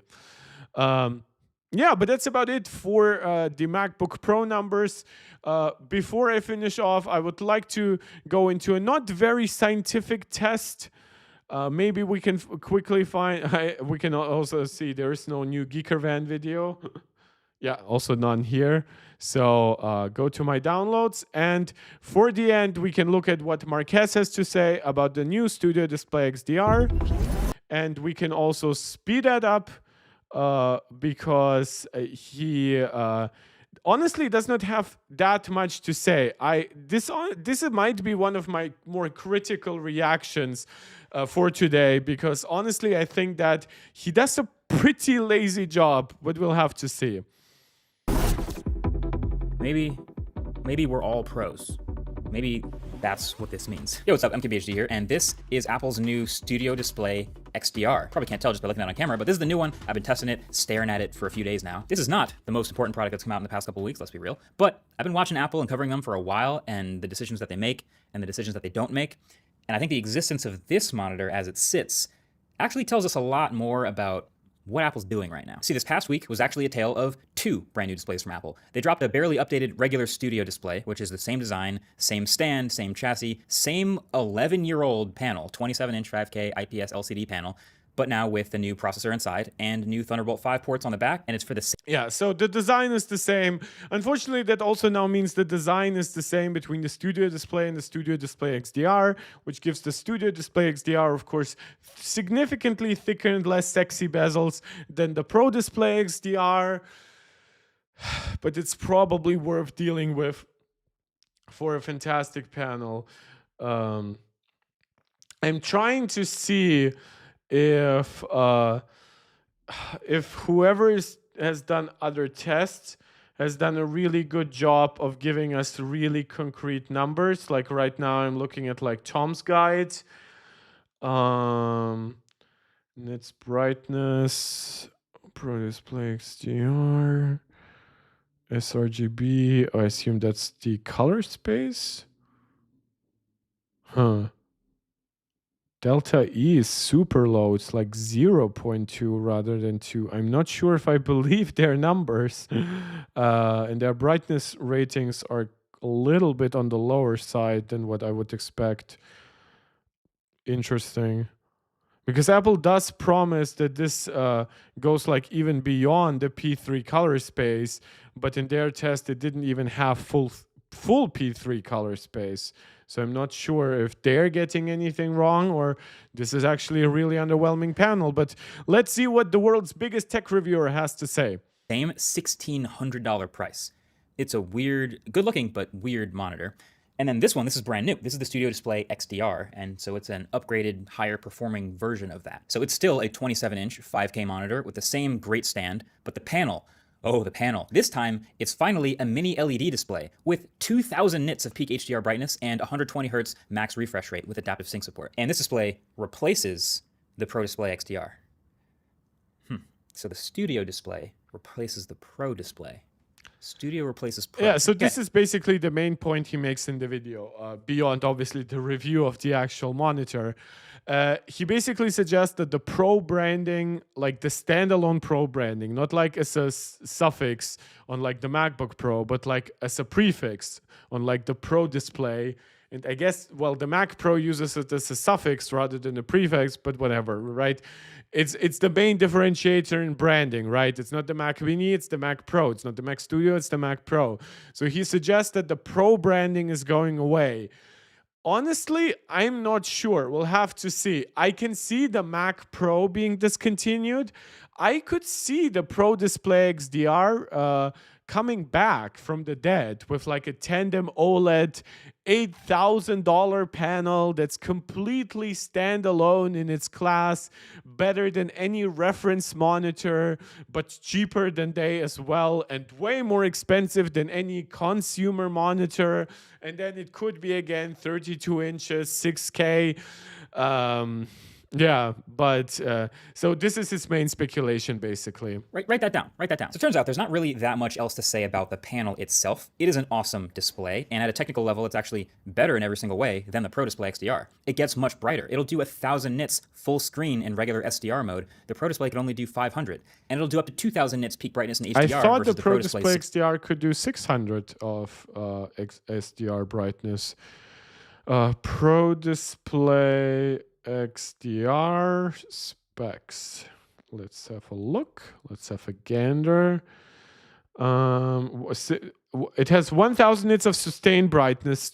True, but that's not for actually like SDR content. That was still either 5 or 6. No, P3 is 500 nits. Interesting.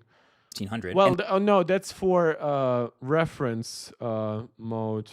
So that's now the Studio Display XDR. Here's the Pro Display XDR. SDR brightness actually 500 nits. Congrats, Marquez. You got that correct. The mini LED backlight is giving us way more contrast control. 2,000. Yeah, so you see this is one thing why I really wanted to look at it. You can see that the backlight bleed is still there. While here on the MacBook Pro, it's barely there, though I would argue for the human eye, it's still somewhat there. I would argue in real life, this probably looks more like this, and this still will look way better than this because this has 4 times fewer dimming zones. This has 576 dimming zones. This has 2,304 dimming zones. But mind you, this is a significantly smaller screen on 27 inches versus 32 inches. That's like, what, 30% less screen real estate? So the actual density is not just 2x. It's like 2.5 to 3x. Local dimming zones versus the Pro Display's 576. You can see it in a dark room with a black background video. One thing I also would like to know are the pixel response times of the Studio Display XDR, because the MacBook Pro in the last 2 generations has gotten better pixel response times. They're still obviously significantly worse than an OLED or a tandem OLED or even like an LCD with overdrive. This does look to have faster pixels than the Pro Display XDR. I can even see like the old pixel here still being lit up. But is it going to be as fast as a MacBook Pro, which is still relatively slow?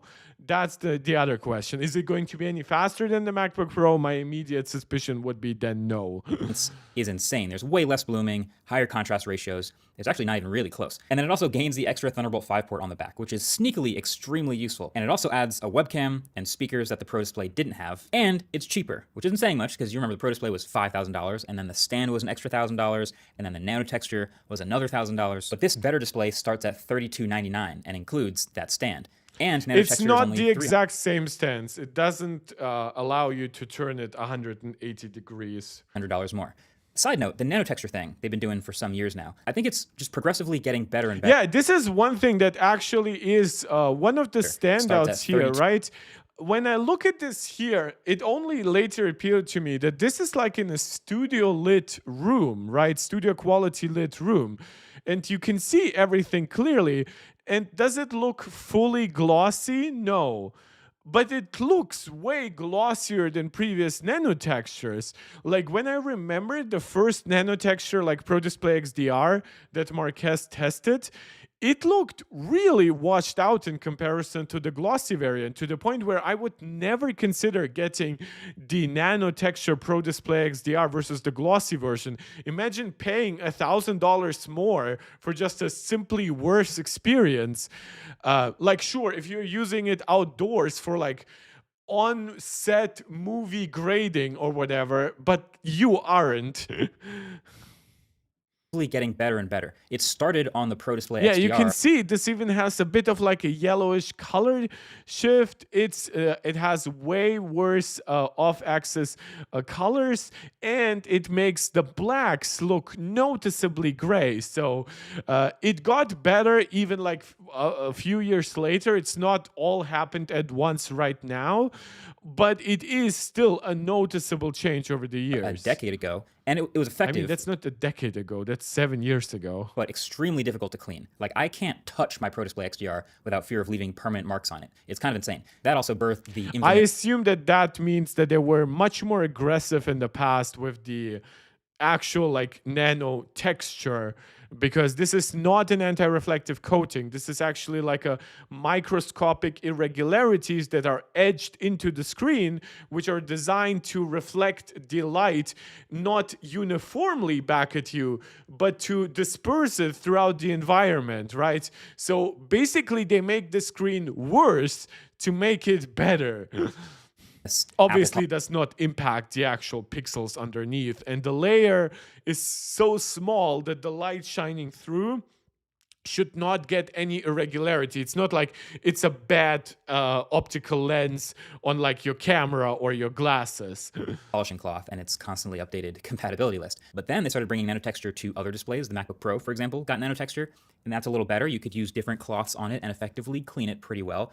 And then they brought it to the iPad. So there's an iPad Pro with nanotexture, and that's obviously... Which you're designed to touch as well, right? Touchscreen. So anyway, this is the nanotexture version on the desktop 10 years later. It did actually come with a note and a separate cleaning cloth. And the note says to only use this including polishing cloth to clean this. And it is a different polishing cloth than the previous Pro display. This is so cute. So I think I can probably use other microfibers and not have any issue. And don't worry, if you're wondering, yeah, but you should probably still use only one of the Pro cloths. Update the compatibility list for the old polishing cloth to include the new studio display. I know you were all... Wait, even with nanotexture, is that a separate statement though?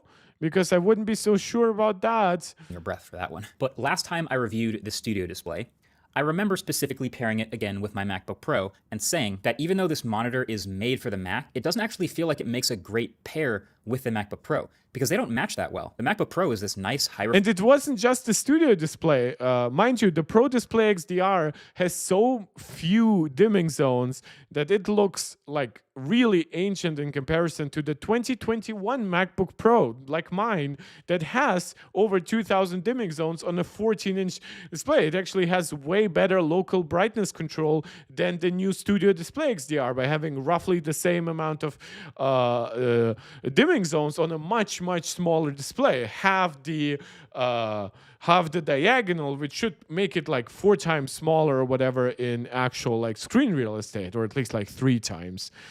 Refresh rate, mini LED display, and then your studio display. High refresh rate, that's something that wasn't on the Pro Display XDR, and it had pretty bad pixel response times once you start comparing it to something like the M4 generation, which introduced a quantum dot layer. Is a 60 hertz LCD. But now the Studio Display XDR specifically is a much better pair. Yeah, you can see, by the way, here, this still has blooming. This also has blooming, but it's way less noticeable.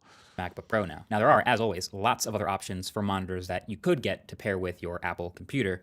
But the reason that a lot of people end up choosing the Studio Display, the Apple display, is because of how well it pairs with and works with the Mac. And that's not just aesthetics, though obviously being silver and metal is going to be a factor, but it's also the one cable life. Like, that's also one thing I didn't consider. Could they make like a space black, space gray Pro Display XDR2 with a tandem OLED panel? That would go well with darker MacBook Pros. Thunderbolt 5 cable into the display at your desk and getting all your accessories to light up. Everything else connected to all the other ports on the back of the display, including if you want another full-speed Thunderbolt 5 port to dock some really fast storage to the thing. You can even connect through that port support to another studio display. So you can daisy chain up to 4 studio displays. Yeah, this also is interesting because now that means with Thunderbolt 5, the internal storage of the new MacBook Pros is actually faster than any Thunderbolt 5 drive that you can get. So internal storage still for the win. Or 2 Studio Display XDRs together to the same MacBook Pro, all through one single cable. And then they'd all be matching as high refresh rate, high brightness, mini LEDs across the board, and it would be charging the MacBook Pro at 140 watts. So what do I mean when I say we're all pros now? What does that mean?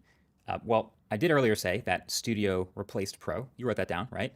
So this is the new Studio display. But if you go to Apple's blog post announcing this thing, they literally still call it the world's best Pro has the Studio Display XDR, PetaPixel. Oh, these guys should have something. Oh, these guys should have something good. Copy. Oh, there are new cut, copy, paste icons on the iOS 26.4 keyboard. Let me insert that. Pasting from iPad. Apple continuity at its finest. And what I'm gonna do, gonna put this in picture-in-picture. Open up Safari. We can run those simultaneously. This is gonna come right underneath basically my own image. And then, because he doesn't say anything that interesting anymore. Display in big text. So they couldn't be more clear about Studio replacing Pro. But more importantly, this great display now is packaged like this, which is clearly an upgrade to the base version. There's the Studio display and then the upgraded Studio display. And that is easier to sell and easier to... Yeah, so there are immediately some correct points here. So the 3/4 of an inch black border. Obviously, there are LCDs, OLEDs, everything with slimmer bezels than this. It would have been feasible and at this price preferable to do this. They mention all the key specifications. I saw 100% of sRGB, 85.7% of, Adobe RGB. This is not P3. And 98.3% of DCI P3 with an average delta E of just 0.49. This is exceptional performance and the lowest delta E I've ever personally seen across monitors and televisions, either LCD, OLED, Quantum dot OLED, right? So amazing. Now, I would assume that over the time they will try to cover more and more of Adobe RGB, but seemingly this is still mostly a P3 screen that basically gets a little bit extended. Adobe RGB is the most difficult color space for monitors to cover, so I'm curious what would happen when we switched over to the Adobe RGB profiles, which Apple says has a 30% larger color space than RGB. So hoping for the best, I tested Apple's Adobe optimized profile and crossed my fingers for better Adobe color gamut. Unfortunately, I didn't get anything better. I tried multiple Adobe RGB profiles to see if any of them got gamut coverage above 68%. Can make this a little bit bigger now that I'm seeing it. The results is noted about every time. Doesn't appear possible to get better Adobe RGB coverage. This is not wholly unexpected given how displays works, but it's still disappointing. Right, Apple made it seem like Adobe RGB would be better supported. So I wonder if there might be a software update to do this, but I'm not sure. Looking at device uniformity, you can see, by the way, they test so many more zones than like Notebookcheck. The entire monitors look solid except in the upper right-hand corner, where I saw a slightly higher than acceptable contrast deviation of 11%. The centers have a contrast deviation of between 0.09 and 2.47 as a point of reference, but I doubt most human eyes are going to be able to tell the difference. This is an outstandingly uniform display, basically, except for this one, which might actually be, I wonder if you could even bring that to Apple and almost like get that as like a default. Bear in mind, however, that the display uniformity is where we'll typically see the most deviation among models, as each panel is going to vary slightly. So this might be actually a very uniform model across the board, and they might have had a pretty bad one, or it's actually one that's really surprisingly good, and maybe everything else is closer to this result, though I would doubt that. Mini LED array, 2304 zones. HDR content looks spectacular on this display, and I also did not see any stutter or judder. I did notice a very slight amount of halo, which is very common in all LCD displays, but it's pretty minor. You will see a slight glow around bright objects. I have only seen better bloom control from an LCD display in TCL SKU-make television, and that's using proprietary tech. Okay. The Studio Display XDR exhibits zero bloom. If you're just looking at this as an entertainment display, it matches, it outperforms most televisions, but obviously it falls short of OLED and Quantum OLED. They have pixel level control. But then something that Apple can boost over this is like full screen brightness and things like that. Apple boasts an impressive 1,000,000 to 1 contrast ratio. OLEDs have effectively infinite. This also has infinite on stuff where it's black. I guess the 1,000,000 just accounts for the bloom and stuff like that. Notes, speakers, mic, and camera, they're all fine. The speakers do a good job, but nothing crazy. Apple Studio Display XDR review, you get what you pay for, which is okay. HDR, Thunderbolt 5, they're basically pointing out that there are some unique features here. Are there alternatives? That said, doesn't get nearly as bright as it's kept to 600 nit. Oh, did they mention how bright it actually gets in the individual zones? If I click on it and then zoom in, 500 brightness. I assume this is like for just as the regular SDR without any kind of like adaptive brightness. Did they not test how bright it is at maximum? So they tested. These options allow you to get P3. I ran a full set of color tests on each, and the results came out basically identical within less than a couple of percentage points difference. So you can run either of these and expect them to deliver similar results. These options allow you to get the maximum brightness out of the display, 1,000 nits of SDR and 2,000 nits of HDR. Wait, did they not specifically test how bright it gets for HDR? Because that would be a little bit disappointing. That seems to be like the actual highlight. Pixel response times would actually also be good. Like, did maybe Tim from Monitors Unboxed gets his hand on this? Monitors Unboxed? I doubt that.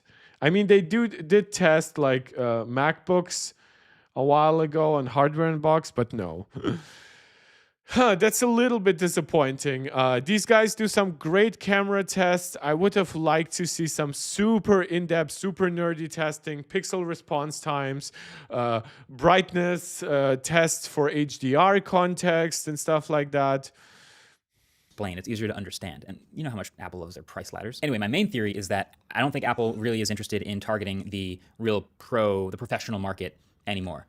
And this is probably a debate they've had many times internally, but that professional market is super small, it's super picky, and it is the least likely to be interested. And they're also already likely to have some tech that suits their needs. They are not frequent upgraders, right? They have one reference monitor in the studio maybe.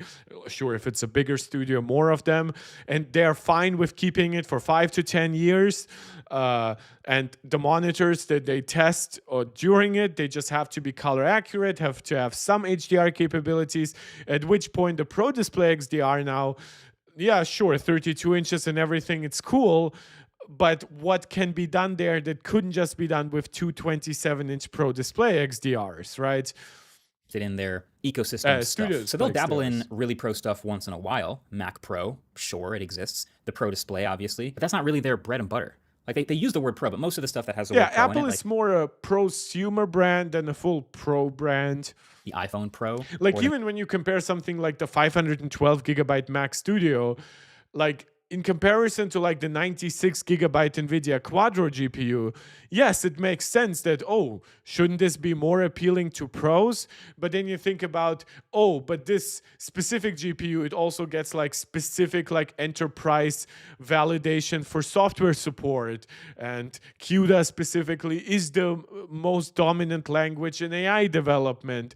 And if you really want more performance than this, then you can combine multiple of those GPUs or you can go even with like a server class solutions that already has a multi-GPU, multi-die solution. MacBook Pro is really high-end consumer devices that have like pro-level capabilities. I mean, yeah, like look, think about the PS5 Pro and think about that it does nothing pro, right? It doesn't edit photos, doesn't edit videos, it doesn't run even your Word documents, but it's pro because the pro simply stands for better in that case. The natural extension of this theory is that Mac Pro is doomed. Of course it's doomed. Like I said, like you wrote down, Studio replaces Pro. And we already have a Mac Studio now getting more regular updates than the Mac Pro. Mac Pro has been updated since M2 Ultra back in 2023, and I'd be willing to bet that it doesn't get any more updates, but that's a tangent for another day. The point is, the word Studio replaces the word Pro at the very top of Apple's lineup. That is the most pro of any of the stuff. Well, yeah, the MacBook Pro, like this is, I've heard some, and we've discussed it even, like, will there be a MacBook Ultra? Will there be a MacBook Studio potentially, right? It's interesting because Studio is both like a suffix to like the Mac Studio, right? But it's also a prefix for the display, Studio Display and Studio Display XDR. So Apple does not treat Studio entirely like they did the Pro branding, but it's definitely up there, right? Yeah, from Apple is when you see the word Studio on it. So as someone who's been using a Mac Pro and a Pro Display XDR since they came out, Even though, I mean, they did call it Pro Display XDR and Mac Pro, so it's the same discrepancy. at first thought when I saw these announced was, should I be switching to the Mac Studio and the Studio Display XDRs? You know, I've gotten really used to these. I mean, yeah, kind of though. Like honestly, just for 120 hertz, you have been talking how you can discern the difference between 120 hertz and 144 hertz panels. Of course, at that point, you should get 120 hertz Studio Display XDR. I mean, you could potentially wait for a Pro Display XDR 2 if it ever comes out. But if you are happy with Apple's color science, with mini LED over OLED, because you do not game on these devices, you want the longevity, you want the 1000 nits of SDR brightness, something that no larger OLED screen gets, only basically the iPad, and then two laptops, like one of them is like Lenovo, and then there is like one Huawei tablet that has like a tandem OLED screen like this. Huge Pro displays with more real estate, but 27-inch 5K with slightly thicker bezels, it's not a disaster. It's still a lot of screen. So since everything else about it is better, I probably should be switching. But for everyone else out there who doesn't already have a Pro display and is looking for the best display to pair with, say, their MacBook Pro, man, he's talking really slowly. I can understand him perfectly at 2x. This is about as good as it gets. Like, as a video creator in this little studio we have here, this is more than pro enough for me. Like, I know there are Hollywood movie studios that don't even need a webcam built in, and they don't even need speakers built into their monitor because it just lives in an editing den all day. Never does any FaceTime calls or any gaming or YouTube watching. But this is more of a mixed-use product that is sometimes used to edit videos. And you don't always want to like switch to continuity camera, right? And put your iPhone on top, especially for like a quick Zoom meeting or whatever. You don't like, you will probably always have speakers connected to a really expensive monitor because otherwise it's just a bad fit. But microphones, right? Again, for that Zoom meeting where you might not want to be moving around your microphone and have people ask why you even have a Pro microphone, or you don't want to use a headset with like a mic, like the one you're watching, and edit photos like the thumbnail of this video. But then other times it's used to make a video call or get on a virtual meeting. And then the perfectly average 1080p center stage webcam is nice to have in that case. And sometimes it might actually be used to just watch videos, listen to music, do other random stuff. And the speakers in here are still surprisingly good at that. They're like 16-inch MacBook Pro level, like impressive speakers for this tiny chassis. You should probably still get dedicated speakers though. They're not even gonna be in the same planet. But then 120 hertz max refresh rate is great for animations and scrolling around, even gaming if you wanted to. Something an actual so this is not blooming. This is, as far as I know, the logo. professional reference monitor would almost never be. This is hilarious. Like, yeah, I mean, Power Wash Simulator recently launched into Apple Arcade. That's why he's playing it. There really isn't much for me to compare this to. Like, I would love to look at other options for a 27-inch 5K 2000 nit HDR mini LED display with high refresh rate. Yeah, there are some OLED panels that I've seen that are 5K, but they're not really that HDR-y. They're pretty dim. So for any kind of like, I know he doesn't really do that crazy HDR workflows, but if that's something that matters to you, but at that point, you also are dealing now with, it has like a display port and HDMI, so it's going to have far less convenient connectivity to your Mac. And if money is really no issue, that would be my choice. But there aren't any. So when I also point out that the Thunderbolt 5 cable that it comes with is kind of on the short side, it's like 3 feet long. Doesn't really seem to matter. Is that 3 feet long? This looks like 6 feet. Am I getting this wrong? Like this looks like a 3 feet. I'm sure the other reviews will also point out that the top gets just a little bit warm once it's been on. Wait, no, sorry. 6 feet is almost 2 meters. No, 3 feet is 1 meters. That's correct. Sorry, I use the metric system. I'm not retarded. For a little while, partially because it's a really big, bright display, also partially because there's literally an A19 Pro chip in here with 12 gigs of RAM just to run the webcam and speakers. There's no question other people will bring up that even though the power supply is built in, the power cable is still... Yeah, that's weird because I had like the 2012 iMac and it had a removable cable, which obviously makes sense. Like this is stupid. Non-removable, which is still super strange and will make it a pain to get replaced. But at the end of the day, I do feel like if you want you can't, like, my problem is if Apple wanted to make it like difficult to remove, that's fine. But you should have come up with a different method than for the removal. It shouldn't be like some brute force Apple specific like store adapter. Like you should be like, oh, if you pop in like something like a pencil in the back, there's like a hole. If you pop it in, it pops out the connector and then you can pull it out, right? Like obviously Apple has the mechanical expertise to pull off something like that, or fucking make a button there, right? Make an ejector button. If you really feel like a almost glued-in cable is great, then sure, fixate it with something internally, but don't make it irreplaceable. That's stupid. What if your cat chews it and something like that? Possible display to complement the MacBook Pro for that one cable plug-in and come-to-life desk setup.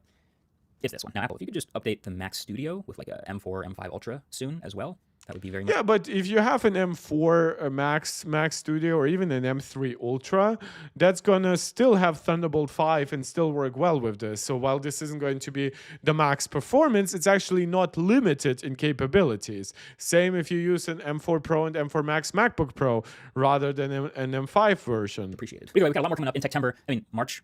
Somehow this became Techtember or March, Tarch. Yep. That is correct. I have the same feeling because we were expecting these devices in like October and November of last year. But hey, we are now getting them in March. Guys, I've been streaming now for almost 4 hours. I still have a few of you watching, even though the live chat has kind of died down. I guess all of you are dealing with just your day-to-day routine now while having me on the background. Thank you for keeping me that way as part of your life still. If you're watching and you enjoyed this, please subscribe to the channel, like the video, share it out with anybody who you think might enjoy it. Comment live whenever you catch me live. You can also turn that live chat into a super chat or super sticker to support me directly. For that, you can also become a supporter over here on YouTube as a channel member or over on Patreon. The link for that is in the description. Shout out to all our Notebookcheck Pro Max members. Their second shout out for today: Steve, Angelica, Max, Maximus, and Jonathan. But of course, thanks to anyone who's watching. This was quite interesting. Obviously, we reacted to a lot of the content yesterday already in the Discord. So recommendation again to go over to my Discord and my Twitter. You'll find the link to both of them in the description of this channel. Be part of the community, engage there. Find some stuff for yourself. Yeah, and I'll hope to be back soon. Not sure about tomorrow. I'll have to balance it with some personal stuff. It's all good. Just I need some personal time. Yeah, and I'll let you know. Probably be back either on Thursday or on Friday. If I can make it tomorrow, I'll also let you know, of course. For that, also hit the notification bell. That way you are actually informed, because just subscribing is seemingly not enough in the eyes of YouTube. Riley saying, yeah, you were the only one at the end who yapped, so you stopped. But never forget, you're yapping along with me. That should be enough. Not that I have anything to say about studio displays. Yeah, I know. By the time we switch to this topic, I'm kind of reacting to this almost out of obligation. Like, to be honest, I personally find the iPhone 17e more interesting just because of its much lower price and because of how much better it will sell to the actual, like, mass populace. But it's still interesting. We don't get new Apple monitors every day. And I mean, we kind of got only one, right? The base studio display got Thunderbolt, updated camera, updated speakers, right? That's not really what you buy a new monitor for. But regardless, it still had a lot of fun. I covered a lot of data on the MacBook Pro, the MacBook Neo, the new M5 Pro and M5 Max chips. We're gonna go into even more detail in the future. Hopefully by that time, Geekervan will have dropped their reviews. I can even text it, look right now if they might have dropped it spontaneously while I was streaming, because that used to happen quite a lot when they were streaming more often. But no, I am out for today. No extra news, no breaking news content that I can see.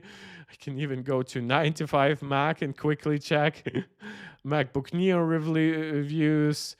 iPhone Fold design, Silo Season 3. Oh, Silo Season 3 is coming this summer, as confirmed by Rebecca Ferguson. Well, that's perfect, great news. Absolutely unrelated to tech in general, but it is related to Apple. And I guess because we were talking about the beautiful new monitor, that will be a beautiful monitor to watch Silo Season 3 on. And with that completely piece of information, it's basically like the Monty Python equivalent for like, and now for something completely different.